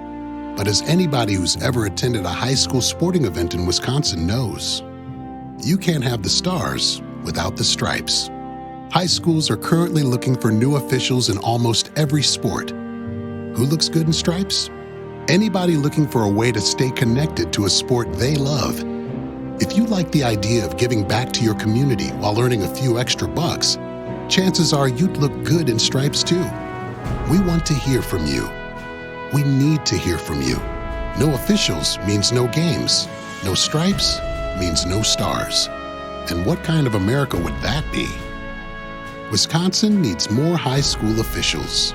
Go to highschoolofficials.com to sign up or learn more. That's highschoolofficials.com. What a great Christmas! Less jets flying around, families staying warm at home, and festive cheer the world over. Who's left on the list? De Silva, Kahn, Muller, and Norberg. Norberg, every year I ask them if they would like a new Lennox comfort system from Surefire, and every year they decline and leave lutefisk instead of cookies. Martin, it's your turn to deliver this year. No way, fat man. You call Surefire and tell them to fix their heater. Then I'll head down their chimney. Well, they don't have a chimney, but they do have an effluent line. Ho, ho, ho. Very funny, big guy. Just call Surefire and order a Lennox for them already. Happy holidays from your friends at Surefire. Act before the end of 2020, and you could have a top-of-the-line Lennox home comfort system installed for as little as $116 per month. Call Surefire today or visit us online at surefireinc.com. Be sure with Surefire. American drivers overpay an average of $368 per year on their auto insurance. Why?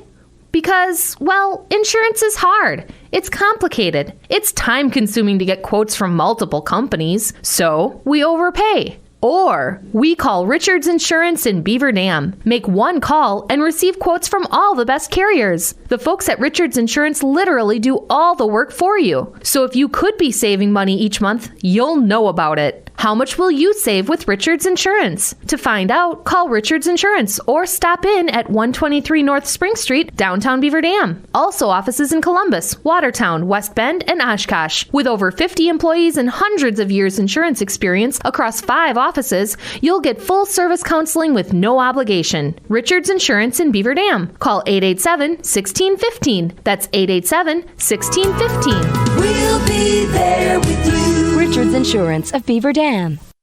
QBS Law in Beaver Dam and Mayville is a full-service local law firm. QBS's attorneys and skilled support staff are ready to serve all your legal needs with a personal touch. QBS handles personal injury claims, workers' compensation, Social Security, disability, bankruptcy, litigation cases, corporate and business issues, criminal, traffic and drunk driving cases, real estate transactions, probate, estate planning, and more. Call QBS Law in Beaver Dam and Mayville or visit them online at qbslaw.com. If a new smile is what you're looking for, we have the answer for you. Hi, this is Dr. Adam Forster at Columbus Family Dental, where we specialize in making people smile. We promise to take the time to get to know you so we can provide you with a custom plan to help you achieve the smile of your dreams. Our experienced team looks forward to hearing from you soon. Call us today at 623-5559. Come to Columbus Family Dental. The people here are nice, and I trust them.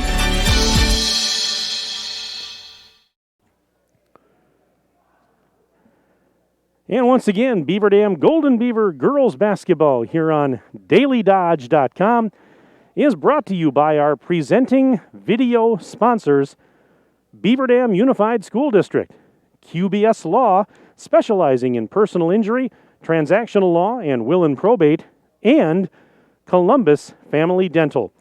Tonight's broadcast is also brought to you by your local insurance agent, Kathy Lappin with American Family Insurance, Pine Hills Trucking, Beaver Dam Piggly Wiggly, McKinstry's Home Furnishings, Ballweg Implement, WDS Construction, Coal, Oil, and Propane, Reed Chrysler Dodge Jeep Ram, Air Care, Kevin Carnine, your American Family Insurance agent, Surefire, Bayside Supper Club, Richards Insurance, and Lidkey Motors. Welcome into the postgame show, everybody. Beaver Dam girls a winner tonight in the varsity game over the Hawks from Xavier, 89-31. So with the win, Beaver Dam now 7-0, Xavier 5-2 on the year. And let's run down the final individual scoring. I did double-check the official book, and my numbers were right on. They matched. So here's what we have for Beaver Dam. They were paced by Natalie Jens. She had 24 points, most of those in the first half. And Maddie Wilkie right behind with 22. Again, most of those in the first half. They were the 2 in double figures for Beaver Dam, but a lot of other damage being done tonight by other players. Let's see here. I've got Gabby Wilkie for 8 points, including 6 in the second half. Ani Salatel with 7, including 1 from downtown. Paige Hodgson with 7 tonight, including 1 from downtown. Paige Jagodinsky with 6. She had a pair of 3s in the second half.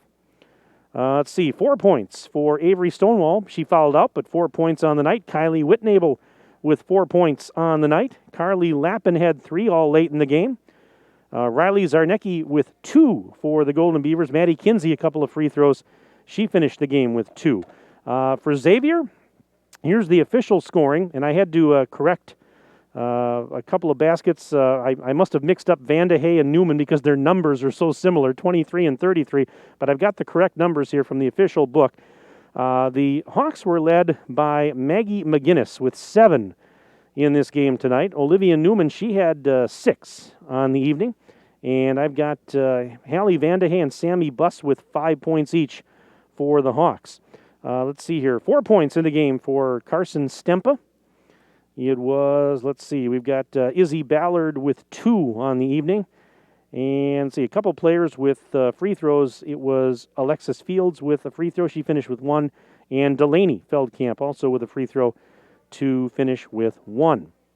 So again, for Xavier, they dropped to 5-2. They had won 5 in a row, but a couple of tough opponents the last couple of nights. But hey, they're still going to win a lot of games. This is still a very they're a young team, but they're very talented, and they've got a lot of upside. There's no question about it.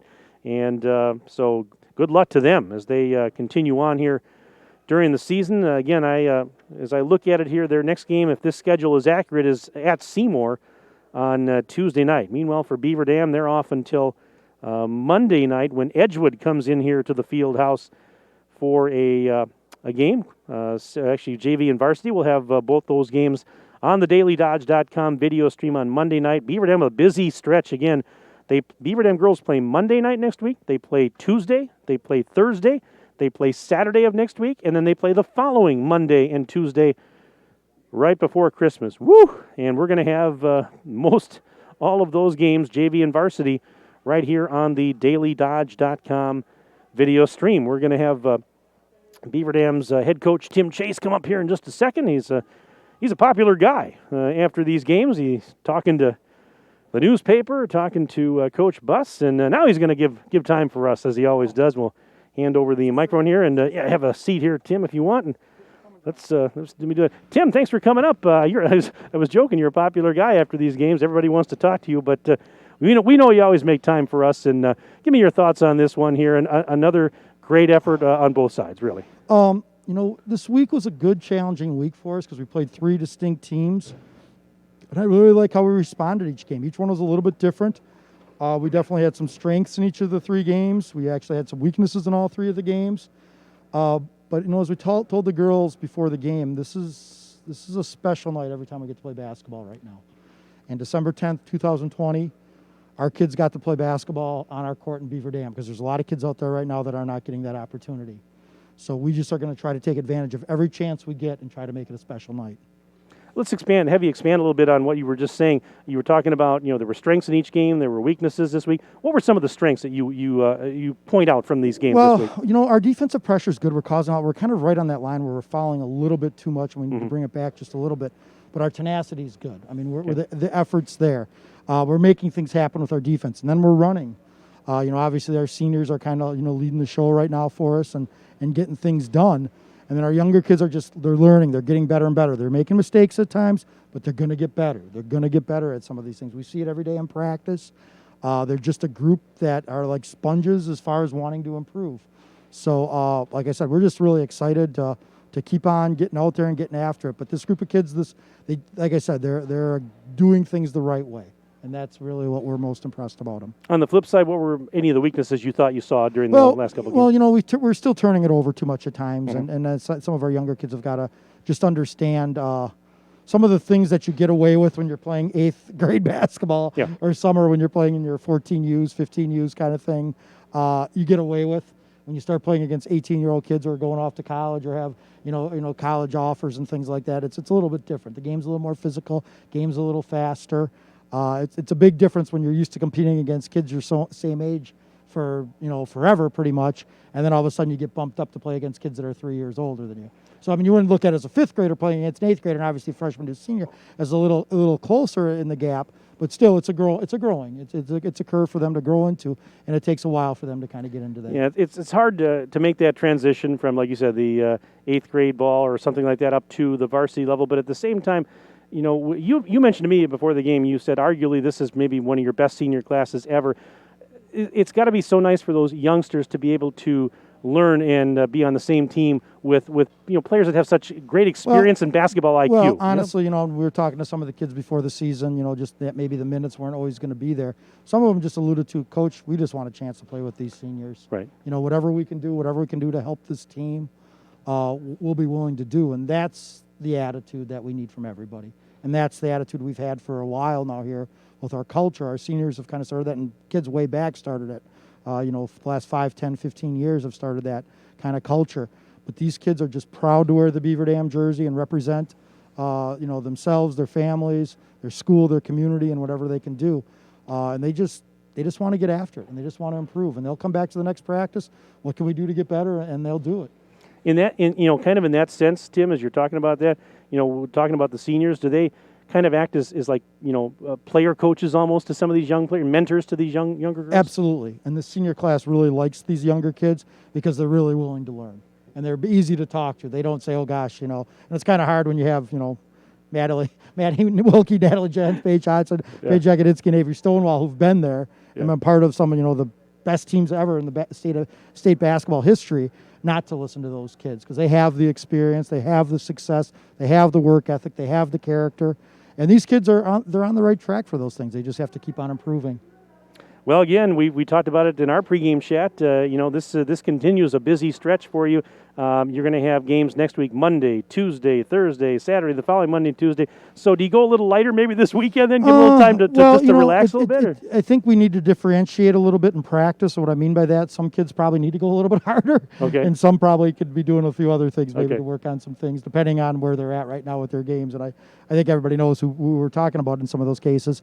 But it's just one of those things. We'll prepare our kids individually and as a team to get ourselves ready for the next step. So, yeah, we got 6 games here left between now and Christmas break. So it's a tough stretch. The really nice thing is that 4 of those 6 are at home, and the next 3 including, because that was, even though Watertown's not a far trip, but then we went down to Oak Creek on Tuesday night. So that was a little bit of, to play back-to-back like that on the road. It's tough, but sometimes you get, to tournament time, you got to do those type of things. All of a sudden you get some snowstorms and you get backed up in games. So it's something that, doesn't always happen, but it goes from there. But we've kind of set up the schedule too that, when we get to the second half of the year, we're kind of in normal mode, which I really like, that we really don't have a lot of, there'll be 2 game weeks was what we're used to. And I think we touched on it in our pregame, and I talked about it during the game, the fact that, there aren't many positives about a global pandemic, but maybe one, and maybe you would tend to agree with this, is that you've been able to, because you don't have that sanctioned conference season, you're able to schedule some teams like this Xavier team and like some of the ones we've talked about coming up that you normally wouldn't be able to get on the schedule. And that's, you're seeing some different opponents, and they're showing you things that, like you said earlier, that you need to work on, or also showing you what, helping you get better, I guess. Yeah, it's nice to play some different teams. Obviously, we would have liked the conference season because we take a lot of pride in playing conference seasons. But still, you're seeing teams you haven't seen. Different. Yeah, we wouldn't have played Oak Creek. We wouldn't have played Watertown probably because they would have been in the South. And like I said, right now we're just looking at this as we get to play because our kids know a lot of kids out there that aren't getting that opportunity right now, and it's tough at a lot of places right now in our state where you just don't have those opportunities for the kids. It's bad for the kids, but also those communities are really, just with everything, the pandemic, it's tough in a lot of ways. Yeah, when we had Maddie Wilkie up here after the Plymouth game, when she became the program's all-time leading scorer, one of the first comments out of her mouth was not so much about that milestone, but it was she was so thankful that she is able to play during her senior season and in this gym. Absolutely. When it comes down to it, people who play sports play it for the love of the game. They really do. They play it because they love the game. And these girls love to play basketball. Every day they come to practice. I have not seen one kid this year come to practice like, oh, we got to practice today. No, they come to practice every day, excited to compete, excited to get after it, excited to be with their teammates. And then that's the right, attitude to have. So, like I said, it's just a great group, and they're real excited about everything for what we had. Well, like I said, now you get a couple of days, and then Edgewood will be in here on Monday. Any early thoughts about that game? Yeah, Edgewood's got some big level players. They got, I believe, a state tennis champion on their team. First of all, they got Sarah Lazar, who's a Division One. I know she's going somewhere Division One. I thought it was Boston University, but I might not be right on that. So yeah, really good playing. Edgewood, really well coached. They won state in 2017. So obviously a good program. Laura Stavnis, long time coach. Long-time coach, yep. So they're a good team. They're going to be competitive. They're another team, especially being a Dane County team. They have to practice outside of Dane County, and they have to play all their games on the road. But they're undefeated. They're coming in here undefeated on Monday night. So they'll be ready. They've had a week to prepare for us, so it's one of those things that we'll have to be ready to, match whatever they throw at us. But yeah, they're a good team. It's going to be a tough game on Monday. Well, we're looking forward to it. We're going to be here, as always, with the DailyDodge.com video stream, so we'll get ready for that one in a couple of days. Yep, sounds good, Mike. Appreciate you guys coming in and helping us out with this. Tim, thank you, as always, for your time. Do appreciate it. Good to see you, buddy. All right, that is Tim Chase, head coach of Beaver Dam, joining us on the post-game show tonight. And, of course, the Beaver Dam girls a winner in the varsity game, 89-31. If you missed it earlier tonight, the Beaver Dam also a winner in the JV game by the score of 67-37. There was no JV2 game tonight. But what do you say? Another impressive performance for the top-ranked Division II team, 3-time defending state champs, and they hit their average tonight. They've been averaging 89 points a game in the first 6. They scored 89 tonight. So that is going to do it. A reminder again that we've got a lot more action on the DailyDodge.com video stream this weekend. Wade Bates will be in the Lodge tomorrow night as the Beaver Dam wrestling team is in action. I didn't get the opponent on that. I apologize. But Beaver Dam wrestling is on the video stream tomorrow night. Varsity match at 7, and then the Beaver Dam boys basketball team is in action Saturday afternoon here in the field house with a matchup against Waterloo. The Pirates will be here, and we'll have both the JV and the varsity games. The times for those have been moved up because of possible winter weather. The JV starts at 12:30, and the varsity to follow at 2 o'clock on Saturday. Again, Wade Bates will be taking you home this weekend, as they're going to send me off for a couple of days of R&R. So, but anyways, that is going to do it. We want to thank all of you for being with us today, and for every broadcast. We're glad you're joining us because we know you'd rather be here, but we're happy to be your lifeline here for these games. And for Justin Wilski, Ninja, my videographer and engineer, this is Mike Tronson saying so long from the Beaver Dam High School Fieldhouse. This has been a DailyDodge.com sports presentation.